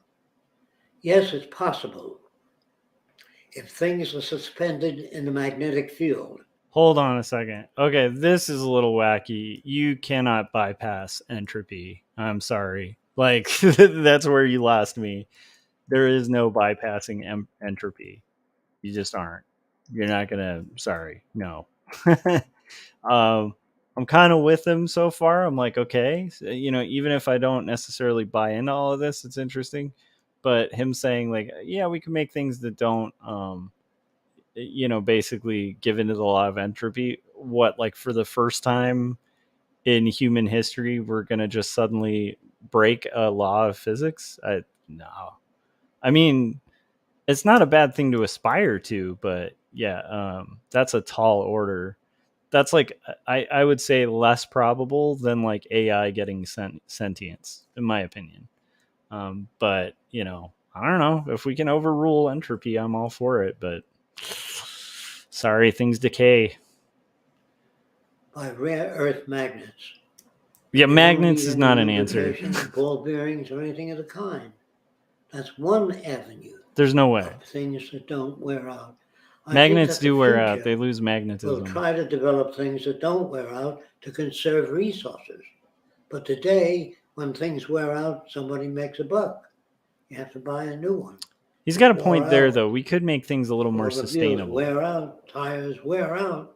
What the public really wants, they don't know this. They want things that don't wear out, but they don't know that. They don't even think that way. Is it possible to make things that don't wear out? Well, a turtle shell seems to live as long as a turtle. Our clothing doesn't. It's better to change the hemline and styles in the spring, so people have to buy different kinds of clothing. The system wastes resources, lots of it. We also want self-repairing fabrics. When it tears, we want it to stitch itself. Well, that's ridiculous. How can you make self-repairing fabrics? Look it up on your computer, self-repairing materials. You'll find out it's being done slowly. Eventually, the service industries will disappear. If you don't understand what I'm saying, and eventually you get in an elevator and you won't have to press 20 or 30. You'd say 20th floor. I want to stop at the electric fan department. And I mean, in theory, that could already happen on an elevator. we have pretty effective text, speech to text. So I could imagine, like, if they wanted to today, they could do that with an elevator. Keep in mind, this is 2011, so maybe the text to or the speech to text wasn't as advanced, but yeah, that's already happened. You could definitely, at least theoretically, there's no reason we couldn't have that today on an elevator. Might be a little scary though, because imagine, like, you know, you know how your phone like just obnoxiously autocorrects quite often, and sometimes, like, in spite of you correcting the autocorrect, it still autocorrects. Imagine that if it's the elevator. We're like, dude, I need to go to the 20th floor, and it's like, I'm sorry, I cannot understand you. Please repeat. And you're like stuck in an elevator forever because it can't understand what you're saying. Maybe something happens to like the mic or something, so it can't hear you. I guess the same thing could happen with a button going out, but that actually sounds really, that's like an episode of Black Mirror right there. You get on a, you know, speech to text elevator that's run by speech, and it just, you're stuck in the elevator and it's like, I'm sorry, I can't hear you. Please re-say that. Like a bad, you know, automated phone operator where you're like, look, just give me customer service. I'm sorry, could you repeat your account number? Like, you're just stuck in an elevator for like 2 years. Just please repeat your account number. If you can say that, we will transfer you to a human. You're stuck in an elevator. There's a nightmare scenario. Okay. This department store. You verbalize, and the elevator will take you there. But that's possible. You won't have to press any buttons. Everybody pictures pressing buttons in the future. A button pressing is today's technology. Will machines someday care about people, or will they not care? Or if you are a human being today and you care, machines really don't care. Yeah. They have no compassion, no concepts of love or warmth. Man has. And it's man that renders people unemployed by buying machines. It's man that outsources things to China. It's man that drops bombs on cities. It's man that pollutes the oceans. Machines don't. They may deliver the goods and dump it in the ocean, but it's operated by man. So man doesn't have a very good record. Apparently, in the name of God, men killed other men because they believed in different concepts of God. And or are religious people sincere? Absolutely sincere. But there are many different religions, and they're all sincere. It isn't sincerity that we need. We need knowledge, understanding of the earth, how it works, how we relate to nature and to one another. So if you're on... So, okay, I kind of dig this, but this is starting to fall prey to something. And it'll be interesting. Again, I don't want to pick it apart before I fully understand it. But I am noticing an issue that I always have when I talk to people who fully subscribe to libertarianism or to socialism. Like, I'll talk to people about that. And whenever you point out like a potential flaw in the system, usually they'll kind of resort to being like, well, look at our track record now. Like, would it be so bad to try something new? Because like, obviously things have problems now, and they'll bring up like a bunch of issues with the system that currently exists. But the problem is the system that currently exists has known errors, right? And just kind of going, well, how could it be worse? Trust me, it can be worse. So like, to me, that's that can be a real bad misdirect where it's like, hey, we aren't doing a good job so far, so we should be totally open to this concept that might have more pitfalls, because how many pitfalls could it have to match what we currently have? It's a very standard kind of argument that I hear from people kind of on the extremes. And again, it's not necessarily wrong. It's just like, you can kind of do that with anything. I could imagine, before Stalin, took or Hitler, uh, I'm sure there were some people who were supporting them who were like, well, how could it be worse than what we have now? And then it's like, okay, yeah, it got a lot worse. It can always be worse. I'm not saying we should give up on promises of a better future or progress. I'm just saying, anytime I hear somebody using that chain of logic of like, well, people are doing a terrible job, yes, but that doesn't necessarily answer the question. Yeah, Thomas was saying everyone wants a one size fits all system. I agree. I don't know if the solution's ever going to be one size fits all, but I have to say I like Jacques Fresco so far. I like him. I don't know. Again, I don't even know his full system yet, but I think he's interesting. So, again, Philip, thank you for turning me on to this. It's actually pretty exciting. I feel like did I miss something? Anyhow, it'll be interesting. I don't think he's fully gotten into the Venus project either. But also, how rad is his pad there? Like, check out his space. I want that art studio. It feels really like rad and kind of like retro future. Oh, it's so cool. Please write us and say, would the machines take over and make us more like machines? How do you envision machines? And why do you decide on making a machine government? What are the advantages and what are the disadvantages? But don't write an article on your own concepts where you don't know how the Venus Project arrives at those decisions.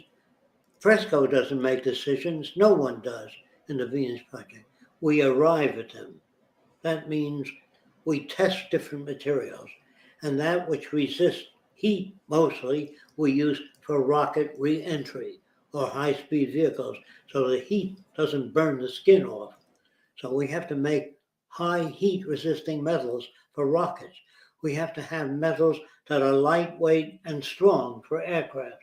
Who decides that? The state of the art. In other words, if aluminum is the best material most available for airplanes, then we'll use it. If a new material comes out, it's abundant but not super expensive, we will use it. And that's the way decisions are made. Industry doesn't just use any kind of metal on car. They use different metals for different purpose. The valves on an automobile are made of a different kind of metal than the skin in the automobile, different alloys. Who decides that? They mix different things together, try them out. That which holds up, they may use or may not. Some industries want things to wear out, so you'll have to buy replacement parts. If industry try to do away with wear and tear, they do away with themselves. Do you understand that? That's why you have planned obsolescence, because the industries want to survive. Are they bad? No. They're part of the history of civilization. They will all go through different stages until ancient Rome, there used to be people that made armor plate. Today, the factories that make them, you can't find except in Hollywood. Okay, ladies and gentlemen, I have finished my page, which is pretty exciting. So that will be it for the stream, except I think I might close out with a game of Risk. So let's go ahead and do a trailer, and then let me know in the chats if you guys are down to do a game of Risk. I think that I am interested in Jacques Fresco. I hope I'm pronouncing that correctly. And I think I will probably check out a little more of his stuff. Philip, thank you so much for the recommendation. He is interesting, and I kind of want to see more about, I think, the Venus project. So I'll probably watch the rest of this on a future stream. Thanks to everybody who's kind of tuned in thus far. And so what we're going to do right now is first I'll set things up so that we're all set for a Risk stream. And we'll put the lower banner. Let's get that scrolling banner. Which, by the way, anytime you see this little, oh, not that one. Where is it? Anytime you see this on my channel, that's a good sign that we're going to be doing Risk. Or we're having like multiple guests, and my obnoxiously large logo covers the face of somebody, then that gets turned off too. So we'll get that set up. We'll do one last kind of look at this page. I'm very happy with how this came out. Let's go ahead and close out the video. By the way, so if you guys were curious on your own to check out that as well, it's Jacques Fresco, Machine Government. His talk on machine government. And let's see here. So we'll go back to our main camera, and then I think we will continue. Thomas Adams said definitely an interesting guy. Yeah, I'm kind of curious to dig in deeper. And let's see here. Yeah, Philip was saying, yeah, you're welcome. There's definitely a lot more to it. If you're ending here, then I'm going to head to bed. And he said, I would love to discuss some of this with you sometime. Yeah, it'd be fun to talk about it. To me, I'd want to actually give him the chance to like check out a few of his things before we talk, just so I can like give him a fair shake too. But I'm definitely interested. So we will be doing a deep dive on Jacques Fresco. He's really interesting. And I'd like to hear more about his designs too, because like even just looking at this like studio of his, I'm like, that's pretty rad. That's pretty cool. And I think he's a bit of a am I crazy here, Philip? Isn't he like a designer as well? Anyhow, so that's cool too. Okay, so what we're gonna do is play a trailer, and then when we come back, we'll rock some Risk. And we'll see if I can get closer to regaining my master status. We'll see. All right. Here is the trailer. Speaking of Philip Chandler, let's see here. I believe. I think. Hi, my name's Chris, and I like. Here's the problem. I have Philip and Christopher Runciman's trailers unlabeled, and both of their thumbnails look like have the same image. So I need to retitle these videos. Okay, here it is. Here is Philip Chandler. Hi, my name is Phil Chandler. I'm a freelance artist, illustrator, and cartoonist. Today, though, however, I want to tell you about a graphic novel I picked up recently called Jacob's Apartment. This book was both written and beautifully illustrated by Joshua Kemble. It is the story of a doomed romance that causes the main character to question his beliefs and his faith, while he's also going through other tragedies in his life. Every page has been illustrated by hand and digitally colored with painstaking detail. It is an emotional story that causes you to think and even question things in your own life. And while the story is a tragedy, it is one that I was completely entertained by and I highly recommend. You can currently find this on Amazon or even check in with your local bookstore and see if you can order it. And while you're at it, you can also check out my Instagram at Phil Chandler Arts and also my YouTube channel by the same name, Phil Chandler Arts. And go buy Jacob's Apartment.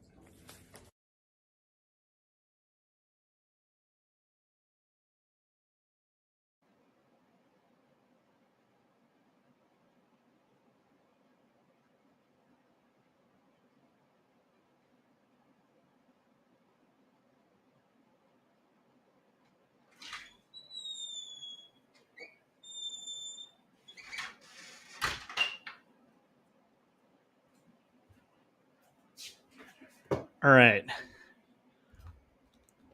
Yeah, Philip was saying, he said that, let's see, everything he designed himself. So that house that we saw at the very beginning, and then that studio space that where like the walls of the house are like fitting his studio. It seems like those are things he designed, which I'm a big fan of like mid-century modern stuff, and his stuff looks like very mid-century modern, like in a really cool and efficient way. So I kind of can't wait to kind of check that out as well. And he clearly sounds like a pretty inspiring figure. So, okay, here we go. So let me get everything set up here for Risk. And we're just going to set up a new game. And here, let me put it on the Risk cam. And we'll walk through one game of Risk real quick. Oh, first, though, I need to hit print. I need to print a copy because I keep I keep a physical copy of the book, like in order, so that I can kind of check out how the page turns and sequences are working and make sure I'm aligning things on the left when they should be on the left and on the right on the right.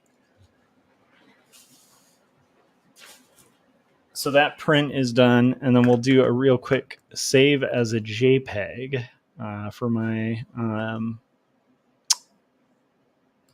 my publisher, because they will review it and then let me know if there are any changes. Because it's such a long form project, they're kind of reviewing it as we go, which is actually a pretty efficient system. And that way, like if there's any edits that we can notice in real time, like we get them done the day the page is made, rather than like at the end have like a mountain, like a year's worth of minor revisions or something. Okay, so we're gonna save this. I'm really happy with how that came out.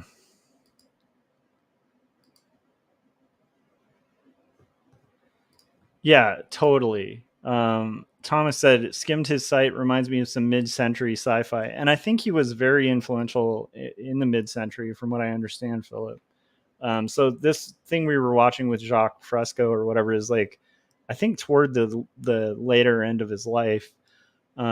So yeah, it would be fun to kind of look more into this. So I am kind of curious about it. Thank you again to Philip Chandler for recommending this. And also, in turn, I should recommend you guys should check out Philip Chandler's channel. He's a really good artist, or very skilled cartoonist. And he just got back from a con where he was doing caricature art of people. And he's an interesting guy, and like has a lot of interesting people on. Adam, who's been on stream here, is on Philip's channel quite a lot, as is Frank. They guest on his channel a lot and usually have really fun conversations and work on art. So it's kind of like building out our community. I am all for it. So yeah, he said, Philip said he started designing back in the 60s. I've seen old interviews with him. Awesome. Maybe we'll look at an old one. I want to finish this one, though. I'm kind of curious where it's going. Because right now he's just defending a machine government, and it'll be interesting to hear.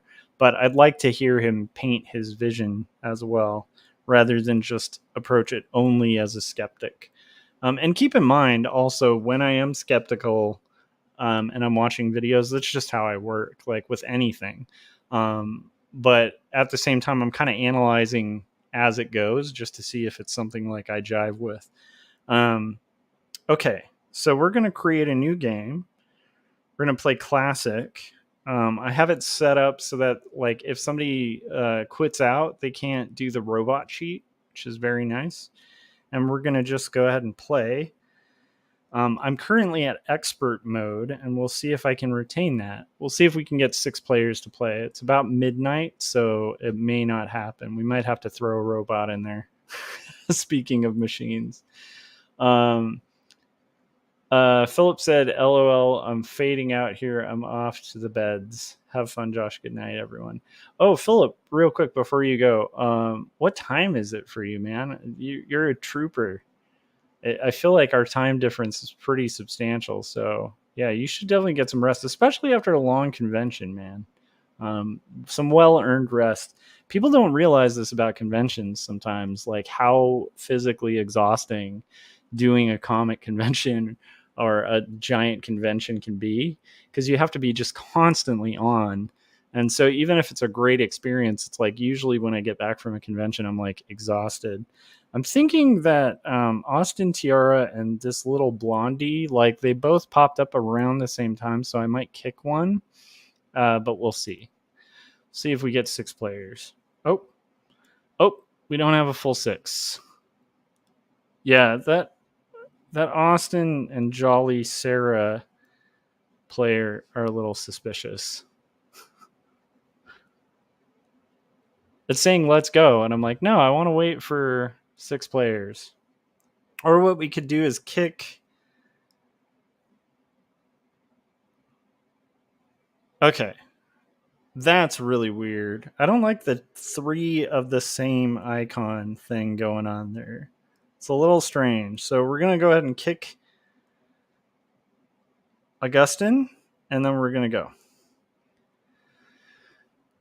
go. Just in case that was an alt account. I have no idea, but I always want to try to avoid alt accounts and team ups if I can. That inevitably sometimes happens. Okay, guys, we're going to play a classic game of Risk, and this should be a lot of fun on our quest to try to become a master. Well, actually, to try to become a grandmaster, but right now I have to re-earn master to get there. Okay, I'm in the position again to take Australia. Darn it. I hate Australia position so much. It's like fate just wants me to have to take Australia. But right now, if I take Australia, that 5 moves in on me. I'm going to take Australia. You kind of can't be in my position right now and not go for Australia. I have a 5-2, so that's a pretty solid position to take Australia pretty solidly. Let's use that 2. Oh, come on. And let's move that 5 down here. Now there is a chance that like magenta just slams into me because people are insane about Australia, and that will again prove my my hesitance and hatred for the Australia position. But in theory, if they do that, we both lose the game. That's kind of the tough part about the Australia position. I think that magenta is going to slam. So magenta gets 6 troops on their turn. So here's my prediction. This might be a real quick game. People are so stupid for Australia. I think that magenta takes Australia. They add a 6 to that 5. It makes them like an 11. They hit my 5. And either well, who knows how good these players are. But see, now that 7 is preventing magenta from moving into Africa. So magenta has a lot of incentive to move into Australia, leaving me with like that 4, and then we kill each other. But here's the thing. Is Orange going to be the crazy Australia, no win guy? Orange is kind of trying to force like a suicide run here. Okay, so Orange is hoping that magenta goes balls out crazy. Okay, now magenta can solidify their 5. So now magenta can hit their 5 into my 5 because Orange helped them out. This is fascinating. So I think Orange is kind of bidding that magenta goes AWOL, hits my 5, takes Australia, and then Orange can come in and sweep up after the mess, which isn't a bad technique. Yellow's in a rough position. They're in a better position than I am. Magenta's going to slam into me. I guarantee you. This is why I shouldn't have even gone for Australia. I never go for... Oh, it's too clear of a position, but I don't see why magenta wouldn't just slam that 5 into me. Because that 5 is going to be a 9. I mean, they're going to like end up with a 5 at the end if they do that. Because they could do like the 5 as a 9 into my 5. So they'll have 11 here, right? They hit my 5, they clear out Australia, and then they move their 5 up. That's exactly what they're going to do right now. Okay, they got an 8. Does that 8 move to Australia? Oh, magenta's not a bad player. That's so good. Oh, okay. I spoke too soon. They're not a bad player. Because if they had made that move, we'd both be dead. And I see that happen all the time on here. But now I'm like, maybe I've misjudged Australia. I kind of think not, though, because I still think Orange might be lining themselves up for an attack on a hardcore attack on Australia. Okay.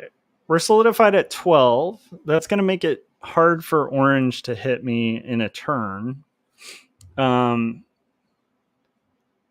Magenta could still be angling for it, but it looks like Magenta is going to insist on Africa, which is kind of a smart move on Magenta's part, forcing white to close out and cost themselves a big chunk of troops hitting that 4. They aren't. So white isn't bad either. White is going to let blue out. That's smart. Now, is blue a bad player? Blue should take that opportunity and move his 4 the hell out of South America, but blue is not a good player. Yep, they're not a good player. They're trying to take Australia. They don't like me having Australia. And they're costing themselves a crap load of troops to get there. In fact, I have no idea what blue is angling at. That was the weirdest move ever. Why would you spread yourself so thin? Blue's out of the game pretty soon. That's just bizarre how blue is playing. Roll for Taraka said, hello, Josh and Kremlin. Yes, welcome. We're trying to take over the world here. Wow, orange is really expending themselves too. This is very bizarre. So I'm looking at it, and if I were blue, I would have moved my 4 out. Because at this point, that 4 stack is going to get hit by white. The only way it won't get hit by white is if magenta makes a weird move. I'm feeling pretty confident about my position right now because the players are playing really badly. Yellow is done. Yellow just expended themselves out. Yeah, I mean, nobody's playing well. It's really strange how badly yellow is playing, as well as blue. Magenta is the only player who's playing with any sort of competence at this point. Orange isn't too bad, but like even yellow, like at this point, dude, your 5 is gone. Like leaving your 5 and provoking Europe, I wouldn't do it because now you're gonna lose 5 troops and get eaten for cards, man. Same with that 4. Like, what is the purpose of keeping that 4? Just to provoke, white? Because now white is going to just hit your 4, and then you lose 4 troops when you could have gotten them out, and they were allowing you time to get out. Magenta starts hostilities with Europe. I don't want to be cocky, but I'm feeling pretty good about my position here. Maybe things will change, but I'm in a pretty solid standing to. Things are looking good if the players keep playing like they're playing. Because right now, what I want is everybody at war with each other and just kind of forgetting I exist. And so far, I mean, man, we got white who's going to be pissed at blue for making them hit a 4 stack when they were letting them save it. So now white's going to be like about blue getting annihilated. Now we've got orange who's going to be mad at magenta because magenta just broke their territory for no reason because they didn't even have all of Europe. We got blue just expending all their troops, hoping they can cash in cards and take Australia. It's so bizarre. It's very weird how blue is playing. I mean, maybe blue does cash in their cards and then suicide me. I think maybe that's their objective. I don't know. I can't figure out blue's game plan here. And we got yellow kind of pissing off orange. So this is really good. The only thing I need to worry about right now is blue, because blue is kind of an idiot player. I can't say that in like a mean way, but it's just like his objective here is so confusing. It's like, dude, you have 15 troops. I mean, he's donezo. I guess he has 3 cards, so, and I don't have a turn in.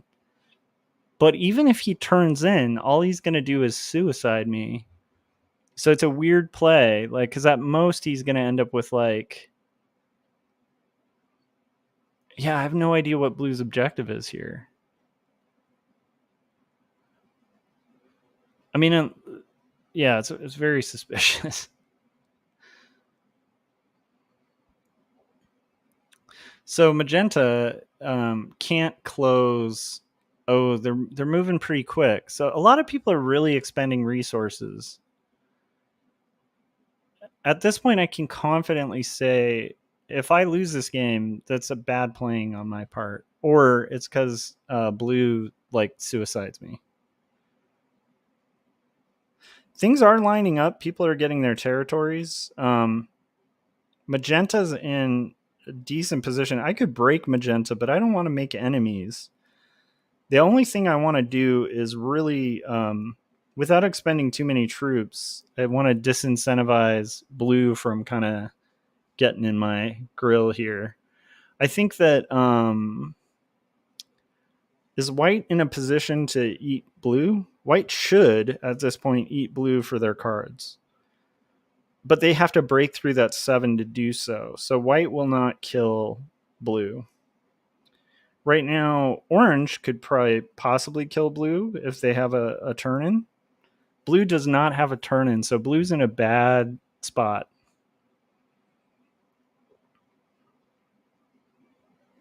Can I kill blue? That's what I'm paying attention to right now. Can I eat blue for their cards? So right now the board lead is white. White is pretty solidly defended, but Magenta's already shown me that they're going to break a territory just for fun. Like Magenta, for no reason, created bad will with their neighbor. Here we go. They're going to get the cards. I almost feel like they were an alt. I know it's weird, but just that was such bad playing. Like unbelievably bad playing.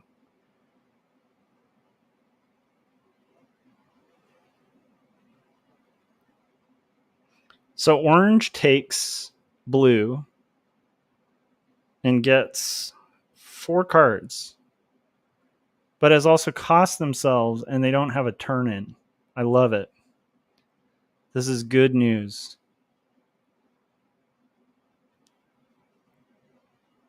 So now they've left themselves vulnerable with 4 cards on the table. Can anyone take out orange?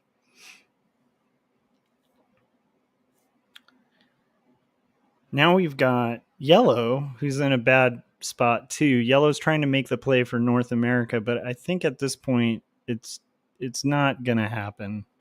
North America's probably not going to happen for yellow. I might be reading this wrong, but currently the biggest threat to me is white.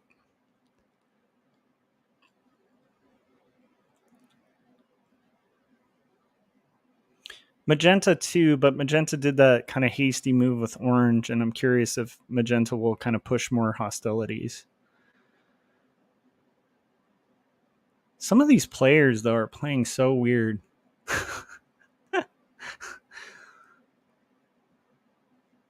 I mean, so like white, does white get taken out next turn? Because yeah, orange will have 5 cards, so orange could potentially take out yellow next turn.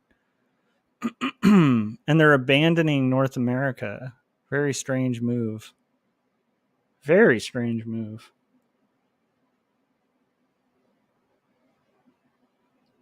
Magenta hits orange again.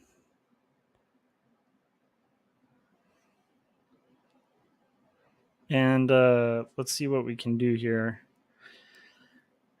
How much troops does orange have? Somebody was asking for an alliance. I will accept it. I'm going to have to break white, though, if they do that. I'll accept any alliance somebody gives me, but I'm still going to eat orange. Like, they're holding way too much territory. Let's see here. I want to make it easy for somebody to take orange out. Sorry, orange. I'm going to go ahead and take a bunch of that territory. So I'm trying to play kind of passive. But also orange has 5 cards, so I don't want them like doing a crazy cash in. I probably should have taken that one little point to my right. But I kind of want to leave them in a position where they can kind of eat yellow if they need to. White is going to proceed to take a lot of North America. Maybe they take 2 or they just take 1 spot. White is playing pretty efficiently right now. White is also playing as if they have no threat from magenta. So either they have an alliance with magenta or they don't. But if I'm magenta and I'm not a collaborating player with white, at some point you're going to have to break white. Now they take... Yep. I think I mentioned that would happen. So orange is going to hit and take yellow for their cards. And then the 2 players are going to say, well played again. Interesting. That's so strange.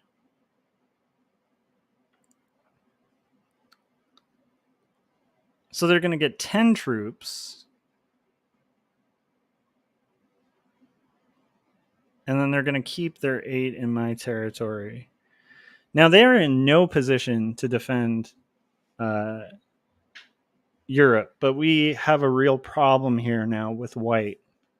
White is the biggest threat. This is a very interesting game. Roll for Taraka said, I was printing out some copies of my Stinkin' Devil mini comic, headed to bed, but wanted to say hi. Oh, well, hi, Frank. Sorry if I didn't catch you before you went to bed. And then he said, good night, everyone.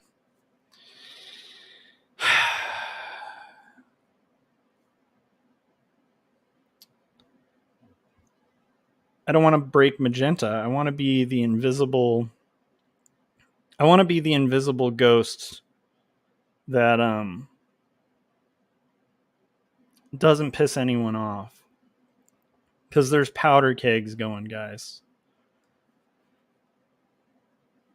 I mean, people will inevitably start turning against me because I think at this point I'm the biggest hand at the table.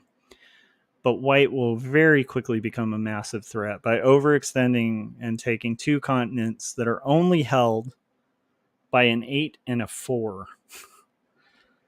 And they've abandoned South America to make a 15. Now, if magenta doesn't break white, I have no idea what magenta is even doing.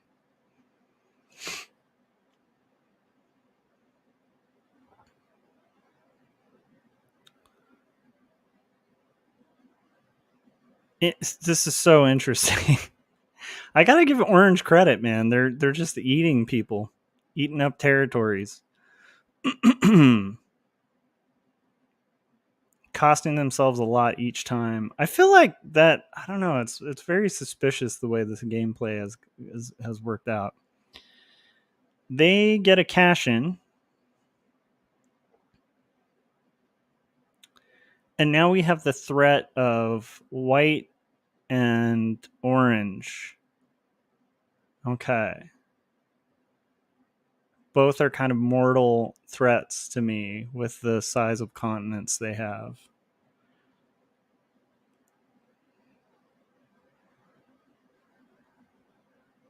So the question is, are they collaborating?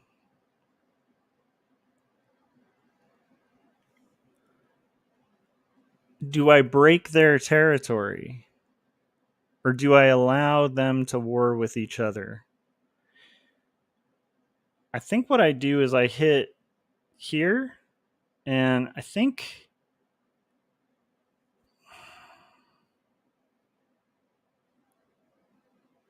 I need them at war with each other.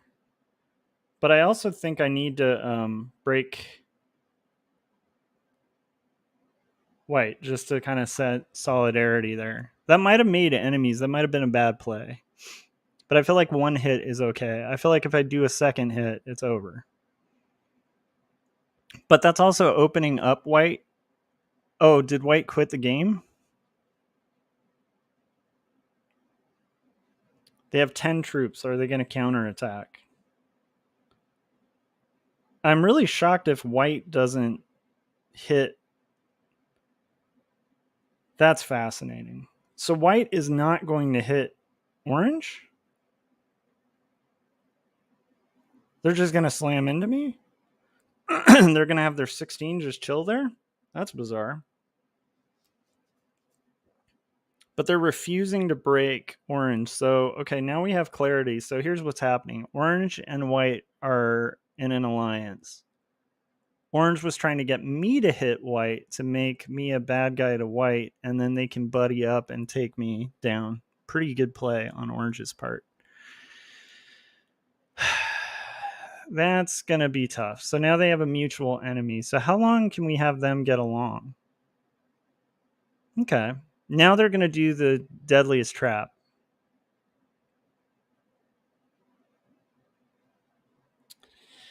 That's too bad. The only real honest thing to do here is just hit orange. I mean, that's what I have to kind of do. And then hope that white doesn't just annihilate me. Hopefully they'll see, like, hey, orange is totally vulnerable. Take the hint. Take the hint, white. Oh, they're going to continue to try to make the deadliest trap. Very smart. White is not a bad player. Deadliest trap is like basically card blocking me until they out-earn. This is the way you beat Australia in this game. Very well done.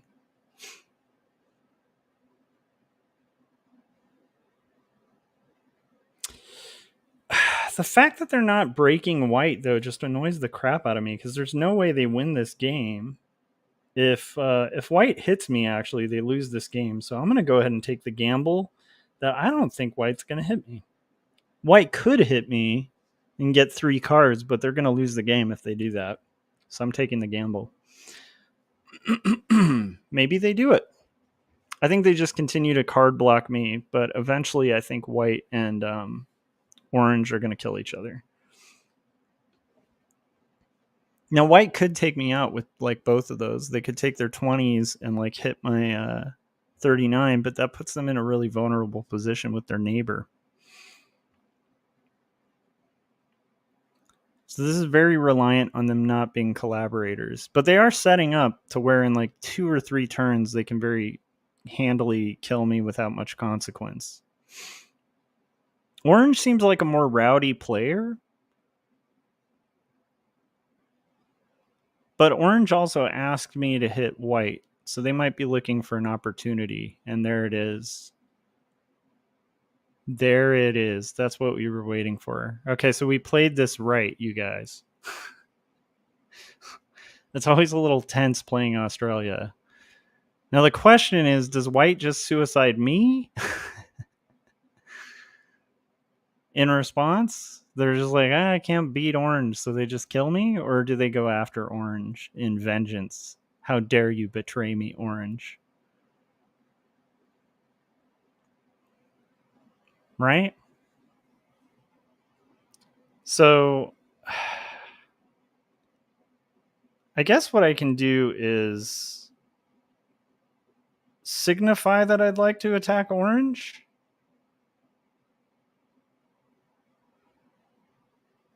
I can't attack orange, actually. I think I'm just going to chill.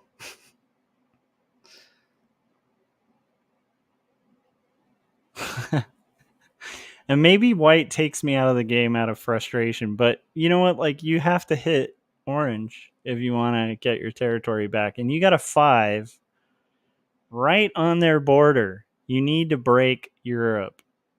That's right. Break Europe. You can come after me too, but you should break Europe. What I would do if I were orange is break Europe, and then you move one of your 20 stacks. Boom, right there. We start creating a real warfare here. Orange is still going to accrue a crap load of cards, though. I think they get like 9 turned in.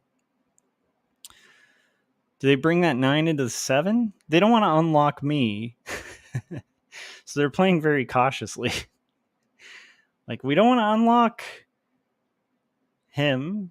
It's interesting. It's an interesting game they're playing here.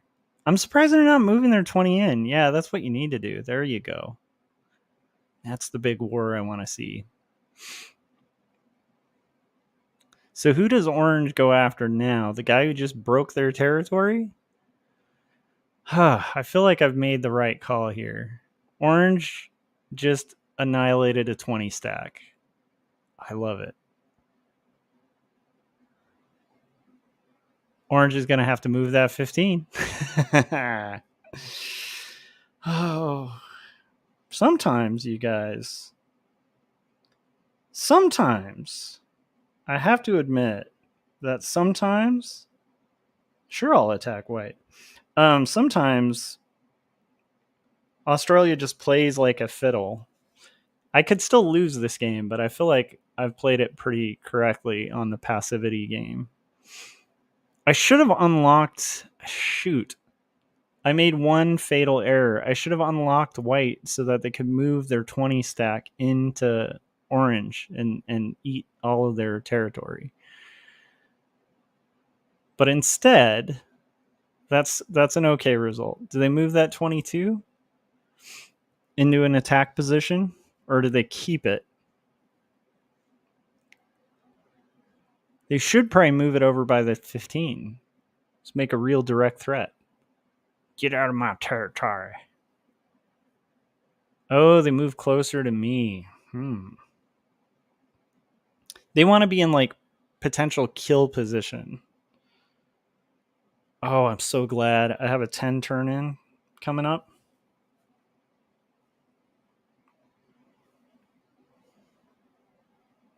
This is going to get good, guys. They have a 5 turn in. So what do we do here? Do we provoke a 21 that's like right on our turf? Or do we hit it? So I'm going to do this, and then I'm going to do this. Boom. In attack position, and move it here. Now that might cause white to suicide me, but I've basically taken all competition out of this game. It's keeping the war between orange and what? Oh, I love it. Now I can eat everybody. Let's do that. Does anybody have a card turn in coming in? Nope. So I can move my 50 out to just eat everybody now. This played out okay. I could still potentially lose, like surprises happen, but I'm pretty sure 35 plus 11 does not equal 50. So I think I'm in winning position. Now, I do have to wait a turn, so I'm going to lose territory in the meantime, but that's okay. So what we're going to do is, on my turn, probably break white if orange doesn't do so already. Orange might be in a decent position to mess me up a little bit, so it's a little tense right now, but I think I win this game.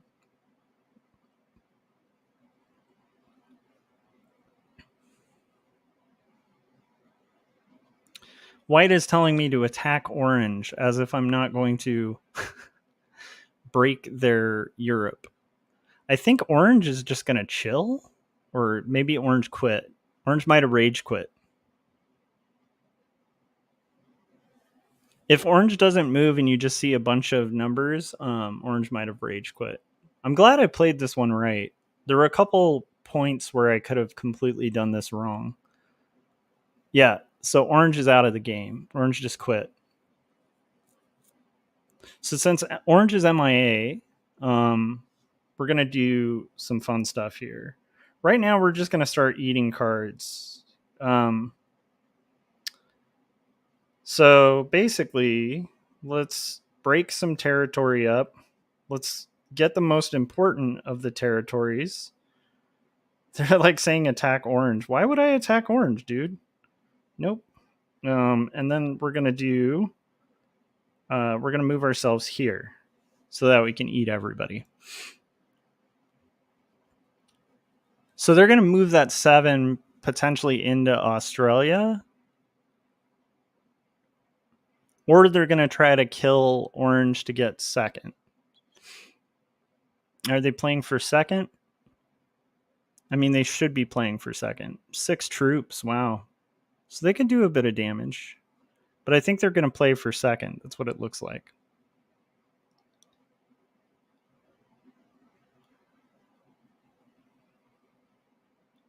Yeah, they're playing for second. So they're going to close England. I think what we need to do is orange has 2 cards.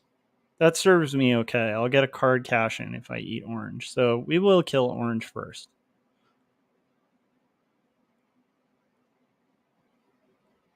Okay. Oh, orange still has to do their thing. Is orange still offline? Orange is still offline. I love it. I like that they left their 8 like right in kill position for me too. So I'm glad I read this right because there were a couple risks I took in playing a non-attack. I think I did an aggressive attack once when it was necessary. I feel like I played the Australia position, the passive Australia position, pretty effectively. We're going to just go ahead and eat everything. I'll give them a good game. Well, you know what? I don't want to waste time with a good game. We'll give them a good game when we're about to kill them.